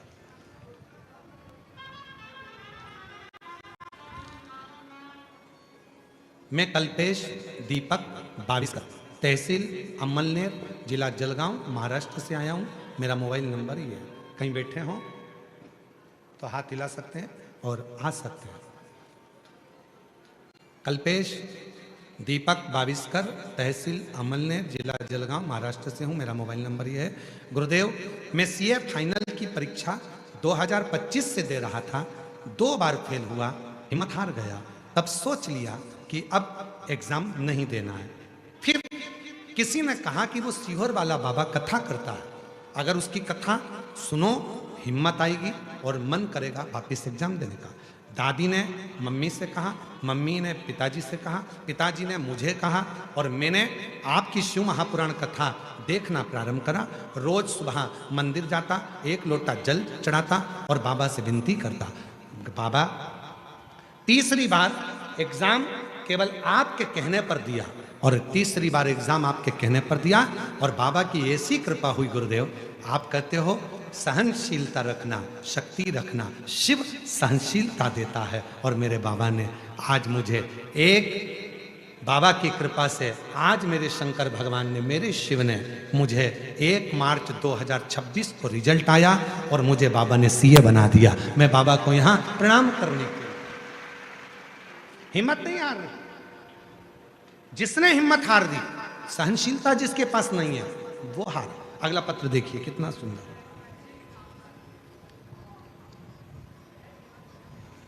मेरा नाम पूर्णिमा संतोष कुमार पटेल है।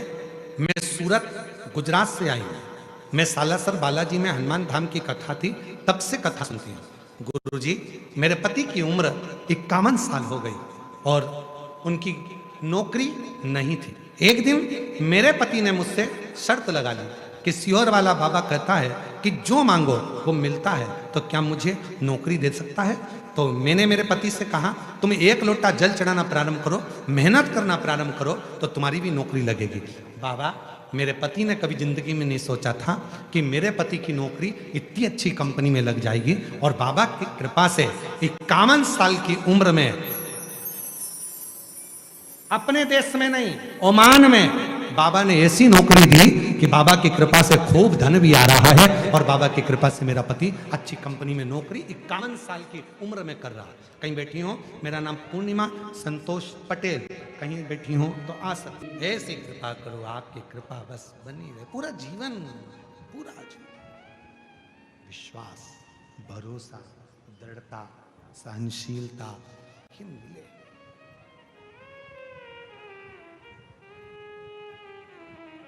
और शिव भगवान शंकर ओगढ़दानी त्रिकालदर्शी कैलाशी विनाशी शंकर देते सहनशीलता प्रदान करते। आप लोग एक पत्र है, उस पत्र में एक बहन जी ने लिखा,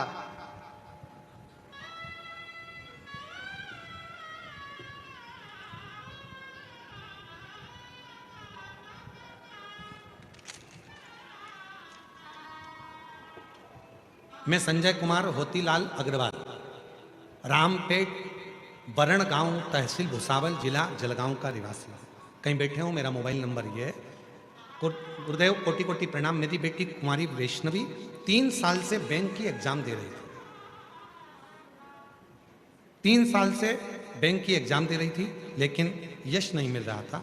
फिर मैंने पशुपतिनाथ के 5 उपवास किए, लेकिन चौथे उपवास में मेरी बेटी का बैंक ऑफ इंडिया में सिलेक्शन हो गया। मैं बाबा को धन्यवाद देने लगा। गुरुदेव, मेरी बेटी आप पर भरोसा नहीं करती थी, पर एक दिन टीवी पर उसने कथा सुन ली, तब से वो भी मंदिर जाना प्रारंभ कर दी और बाबा की कृपा से आज मेरी बेटी का बैंक ऑफ इंडिया में सिलेक्शन हो गया।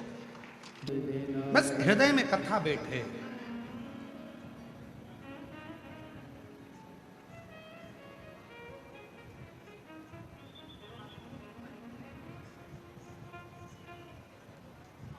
थोड़ी भी कथा यदि तुम्हारी चित्त वृत्ति में बैठ रही है तो तुम्हें सुख प्रदान करे। सुख।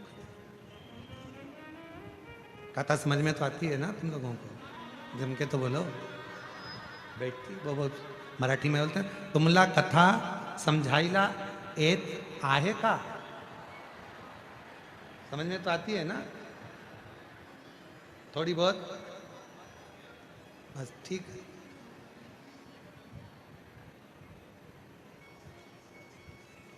अभिमान से परे हो।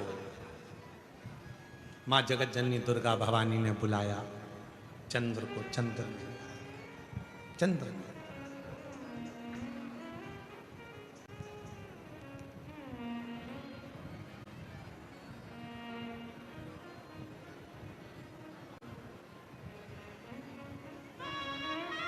महाराज पार्वती मैया ने शिव जी से कहा, यदि ये चंद्रमा इतना अभिमान में डूबा है तो इसको भोगना तो पड़ेगा। जब व्यक्ति अभिमत्ता में डूबता है, अभिमान की ओर आगे बढ़ता है, तो उसको कष्ट तो भोगना ही पड़ता है। शिव महापुराण की कथा में वर्णन आता है कि चंद्रमा पार्वती जी के बुलाने पर भी जब नहीं गया, तब एक दिन चंद्रमा स्वयं रोग से ग्रसित हुआ। स्वयं रोग से ग्रसित। और जब चंद्रमा रोग से ग्रसित हो जाता है, उसको याद आता है कि मैंने जगत जननी जगदम्बा अम्बा पार्वती के बुलाने पर भी मैं नहीं पहुंचा, क्योंकि मेरे भीतर अभिमान था, मेरे भीतर अहंकार था। कई लोग ऐसे हैं जो अभिमानवश भगवान के मंदिर तक नहीं जाते। कई लोग ऐसे हैं जिनको कथा में भी जाने में थोड़ी सी शर्म आती है। हम जाएंगे, कथा में जाएंगे, लोग क्या कहेंगे, ये भी आया, ये भी बैठा। अरे भाई, शिव महापुराण की कथा कहती है थोड़ी शर्म को कोने में डालो, और शिव भक्ति में कोई शर्म नहीं होना चाहिए। शिव भक्ति में, शिव साधना में, शंकर के भजन में, शिव अर्चना में, शंकर के कीर्तन में, शंकर के मंत्र जाप में, शंकर भगवान के स्मरण में, नाम जाप में, कीर्तन में कोई शर्म। भीतर का अभिमान त्याग कर शिव की भक्ति में लीन रहो। कई लोग ऐसे भी हैं जो मन में सोचते हैं कि मंदिर जाएंगे जाएंगे जाएंगे, पर नहीं जाना होता क्योंकि लोग क्या कहेंगे, लोग क्या बोलेंगे। अब कहने वाला कुछ भी कहे, आग लगे बस्ती में अपन रहो मस्ती में, क्या किसको रोइए और चादर तान के सोइए। कोई कुछ भी कहे, आप अपना शिव नाम का जाप करिए, भगवान शंकर की भक्ति करिए। दुनिया में किसी मंत्र का जितना विरोध नहीं हुआ, उतना विरोध श्री शिवाय नमस्तुभ्यम का हुआ। बोलो सत्य है कि गलत है? दुनिया में किसी पुराण की बात का विरोध नहीं हुआ, उतना विरोध हुआ कि शंकर जी पे जल चढ़ाकर मत पियो, बेलपत्र मत खाओ, शिव जी पे दुर्वा मत चढ़ाओ, तो काली मिर्च मत चढ़ाओ, तो ये मत चढ़ाओ, सबका विरोध हुआ। पर जब सुनने वाले शिव भक्त धीरे धीरे शिव महापुराण को पढ़ने लगे, शिव महापुराण का अध्ययन करने लगे, तो उनको मालूम पड़ने लगा कि श्री शिवाय नमस्तुभ्यम वो मंत्र है जिसको घर के दरवाजे पर भी लिख दो तो काल भी आने से डरता है, जहां महाकाल विराजमान हो जाता है। भगवान शंकर का वो मंत्र उच्चारण है जिसके मुख का दर्शन भी कर लो तो संचित पाप नष्ट हो जाए, संचित पाप।